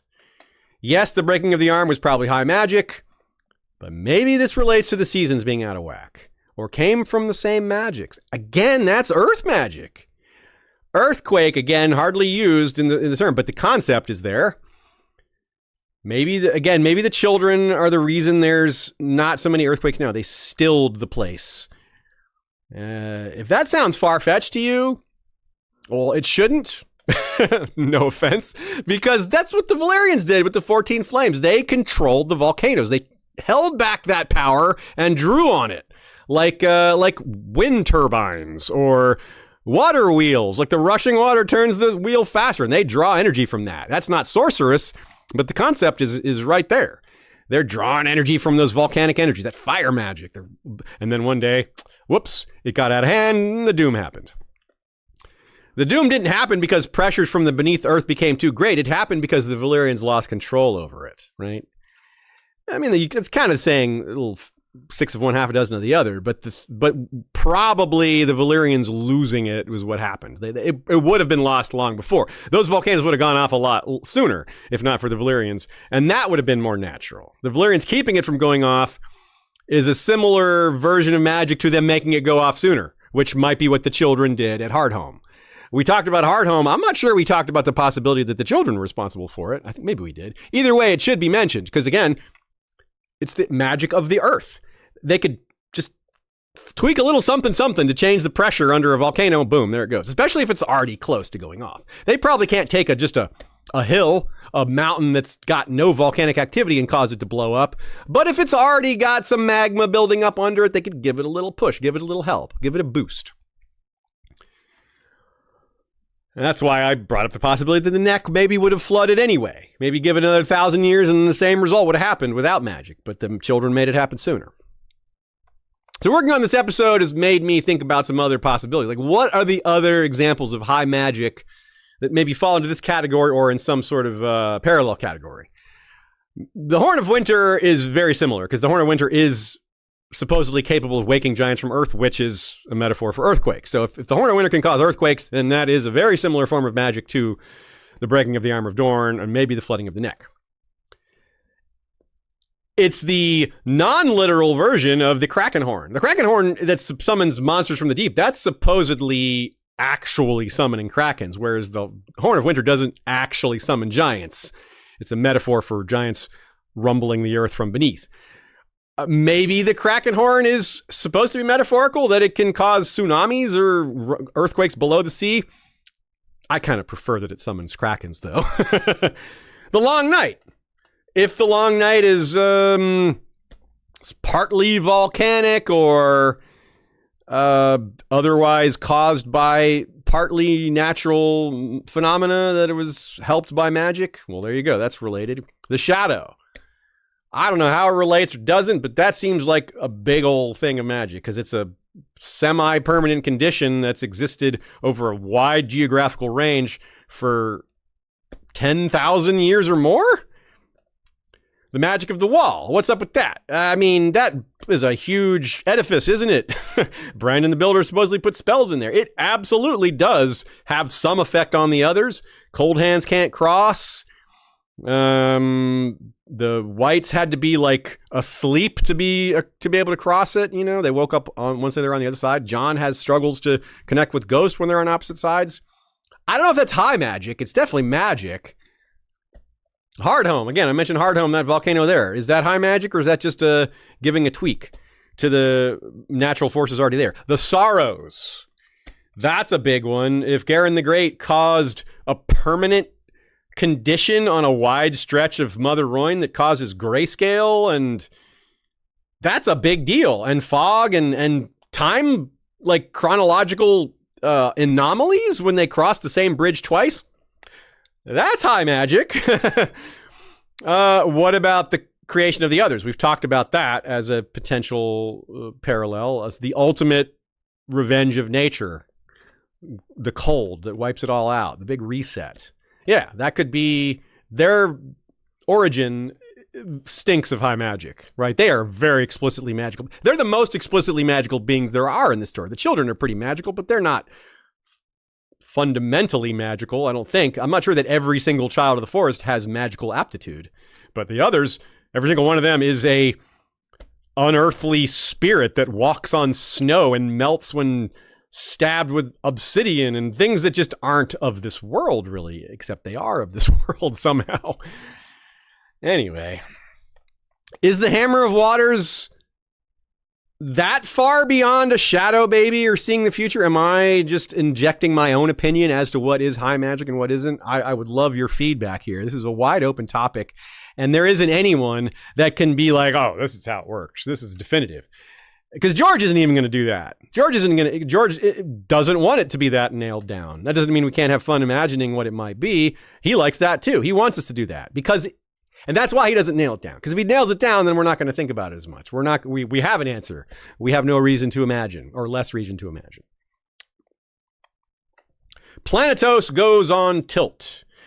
This is the idea that if these high magics caused earthquakes and everything, maybe it had an unintended effect of causing change on an astronomical scale.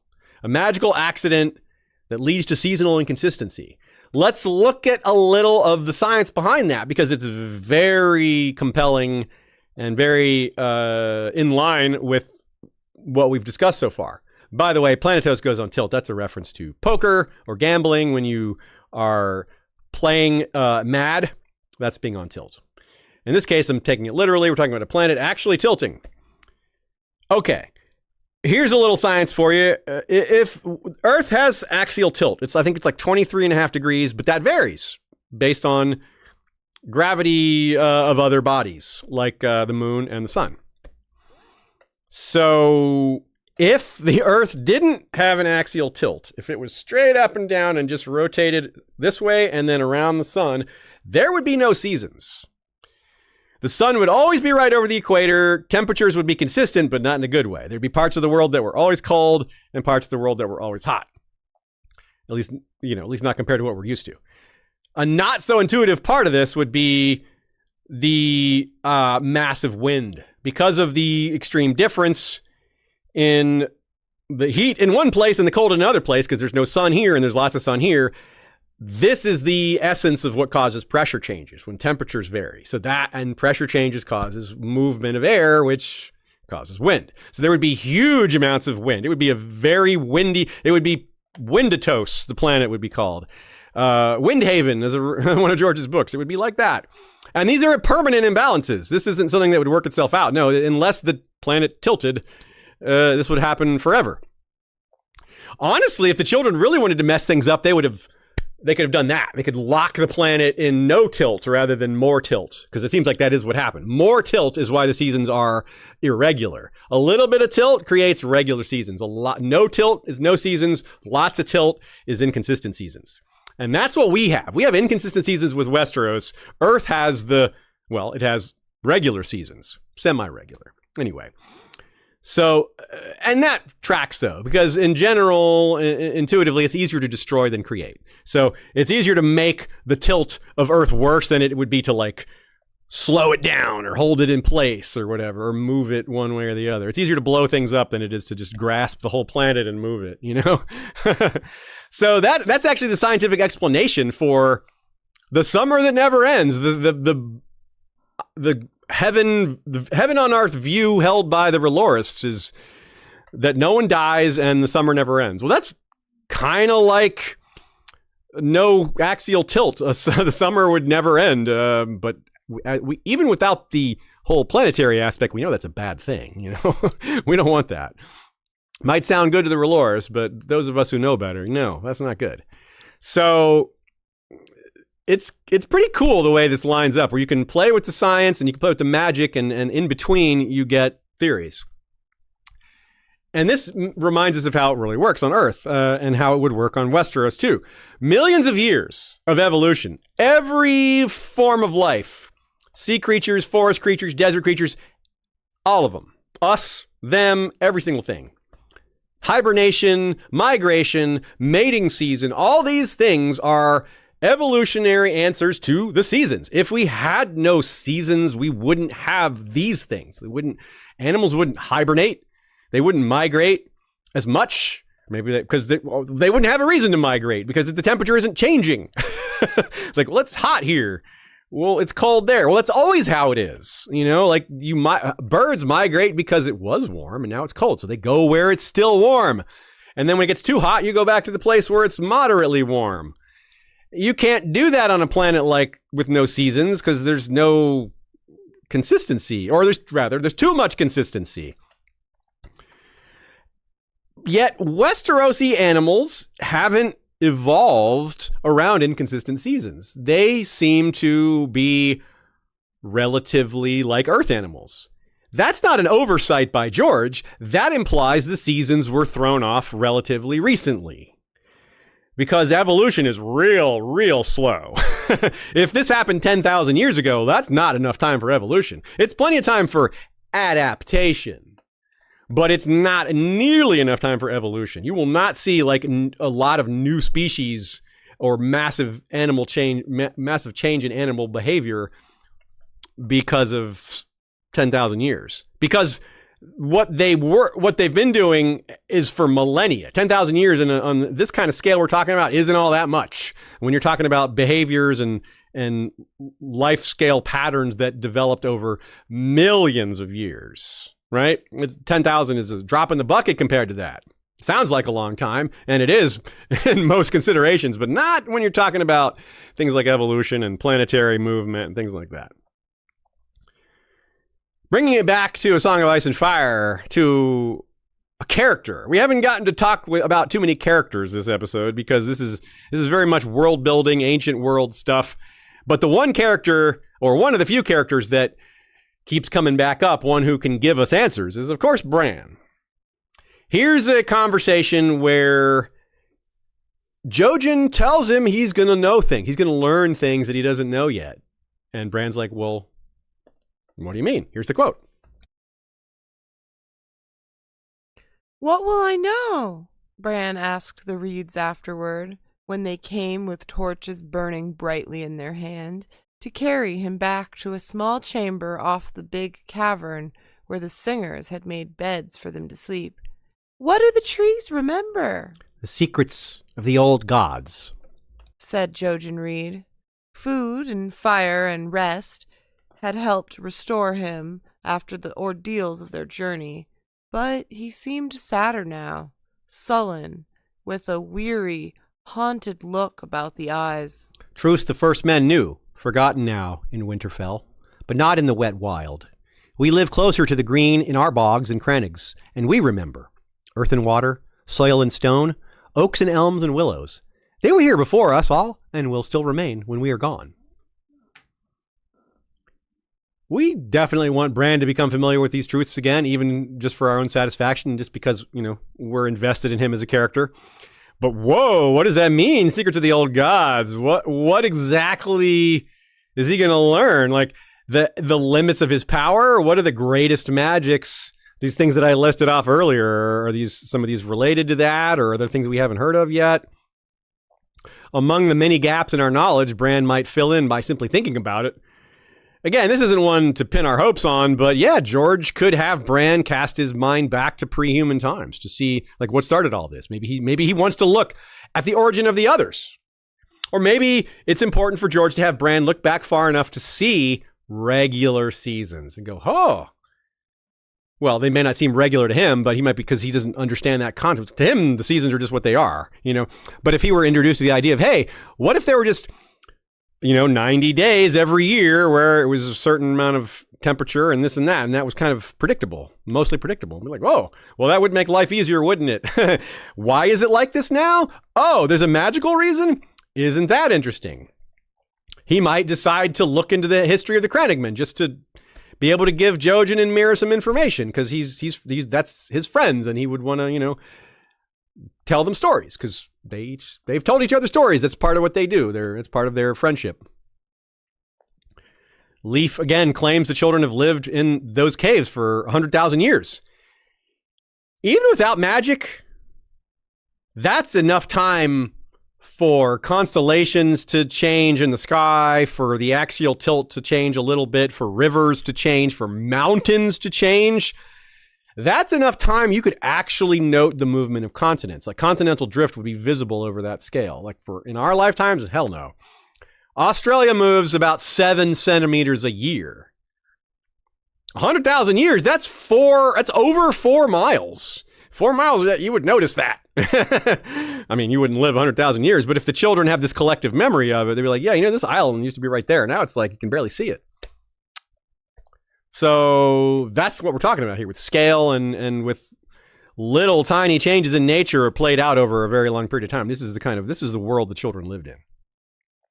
Maybe if you go back far enough, we'd find out one of these other legends is also true. Like the story of, I think it comes from the Carthene, that there was a second moon that one day collided with Planetos. That's a thing from the real world too. Maybe George is borrowing it, or maybe he's not aware. But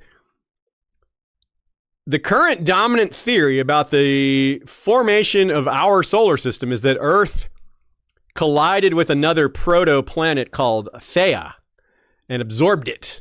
Like, kind of like Meles the Monstrous absorbing his twin in the womb. Because this was the solar system's nursery period when the sun existed, or when there was just a bunch of matter and it was all coalescing and still swirling around. And after a long time, those coalescing bodies became more solid enough and were swirling around each other and starting to form the orbits that they have now. And before those orbits were set and before everything was all, worked itself out the way it is now, those large forming bodies could hit each other. And that's what, again, the great, it's called the giant impact hypothesis. So there's a lot, like you could do a lot with that in terms of like an ancient history from a supernatural perspective. Like, yes, our planet combined with another, like the ancient celestial bodies merged, and from that other moon, we got this and that. It was added to our world. Like maybe that's where the magic came from. Maybe that's where some of this stuff happened. This happened 4.5 billion years ago. So if we're imagining that it happened on Planetos, even the children wouldn't have been around for that. They wouldn't have a memory of it, but they might be aware of it because they can maybe look into the past like other green seers can. Maybe they could see the events through their mind, even if they weren't there to witness it. Yeah, just for time scale, 4.5 billion years ago. The oldest dinosaurs are about 230 million years ago, so there's still 4.3 billion years to go after that. So yeah, we're talking about quite a different era here. Just for fun too, Theia was a Greek titan, sister of Hyperion, which, by the way, one of the greatest sci-fi novels of all time, Hyperion, by Dan Simmons. And Hyperion, incest. Back in the day, even the planets engaged in incest, apparently, because, Hyperion and Theia were married, and their children were Selene, or their child was Selene, who's the moon goddess. You would maybe be more familiar with the Roman name of Selene, which is Luna, which is one of the most popular names for pets and children these days. That's not a complaint. I think it's a great name, but I certainly have noticed that. I know a lot of cats named Luna. A lot of them. Quite a few. Good name, I guess, as I said. Anyway, folks, this was a great topic that, as you know, cannot be fully explored given how much mystery surrounds it.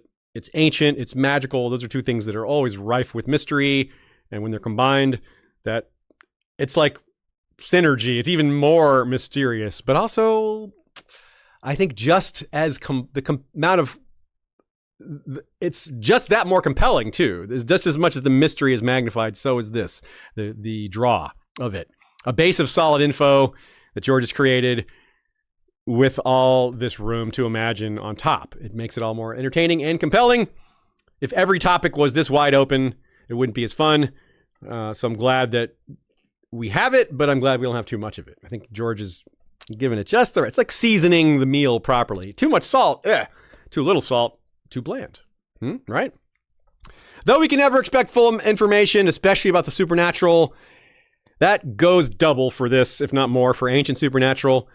But again, Bran, we do have mechanisms to learn more, and they might be story related. So George would have a good reason to tell us beyond our curiosity. And this, as I said, we love to focus on characters. It's the number one thing we like to do with this show. But this kind of episode shows that we can have a really awesome topic with very little talk about characters. We talked about Bran, Mira, Jojen, Leaf. Not a whole lot, though, right? We talked about characters, unspecific people, first men, Andals, like groups of people. Same with the children. More amalgams rather than individuals. But it's a really fun exercise of the imagination. Fertile ground for theorizing. Generally speaking, the less we can be sure about, the more we can be sure magic is involved. But that's both a barrier to our understanding and a tease for our curiosity. Trivia answer. What is the most common volcanic rock on Earth? And probably Planetos too? Basalt, y'all. Yes, not pepper, basalt. 90% of all volcanic rock is basalt on Earth. Christina K. rather says, which is why it's weird that there aren't more black castles because of all these black rocks. There's so much basalt, there should be more black castles. Good point. Yeah, there are a good number of black castles, and there's also a lot of castles we just haven't seen. But you're right, there's quite a few, not even half, probably. She also adds, strong selective pressure works quickly, like the moths in the Industrial Revolution. That's a good point. So what she means by that is the Industrial Revolution was a huge uptick in the ability for mankind to make textiles. Like we used machines instead of humans sewing by hand. Well, there was still both going on, but the big change was the machines. And moths all of a sudden were like, there's just that many more textiles for us to eat. This was great for them. The moths were the unintended beneficiary of the textile industry's relation to the Industrial Revolution. They're like, ooh, look at all this food. Actually, it goes further than that I'd like to talk about. Oh, go for it. Really, what she's talking about is the peppered moth specifically, which is how moths evolved to be darker. Because of pollution and because there's so much soot that was darkening things, and so the moths did evolve very quickly and change, from lighter colored to darker colored, and then after pollution was dealt with and controlled a little better, the lighter moths became more popular again, or more common rather.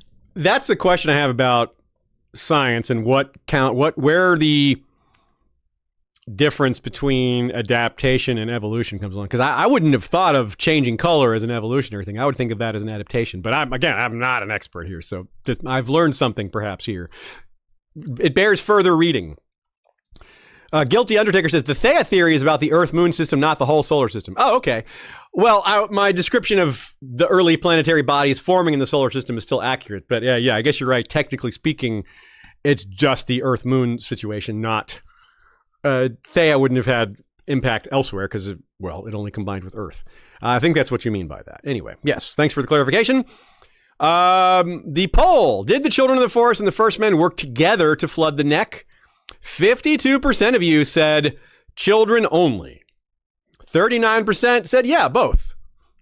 So most of you all think it was children only or both. 8% of you thought neither, and only 1% think First Men only, which honestly, that's roughly how I would assign the percentages too. I think children only is the most likely, but I'm very open to children and First Men together.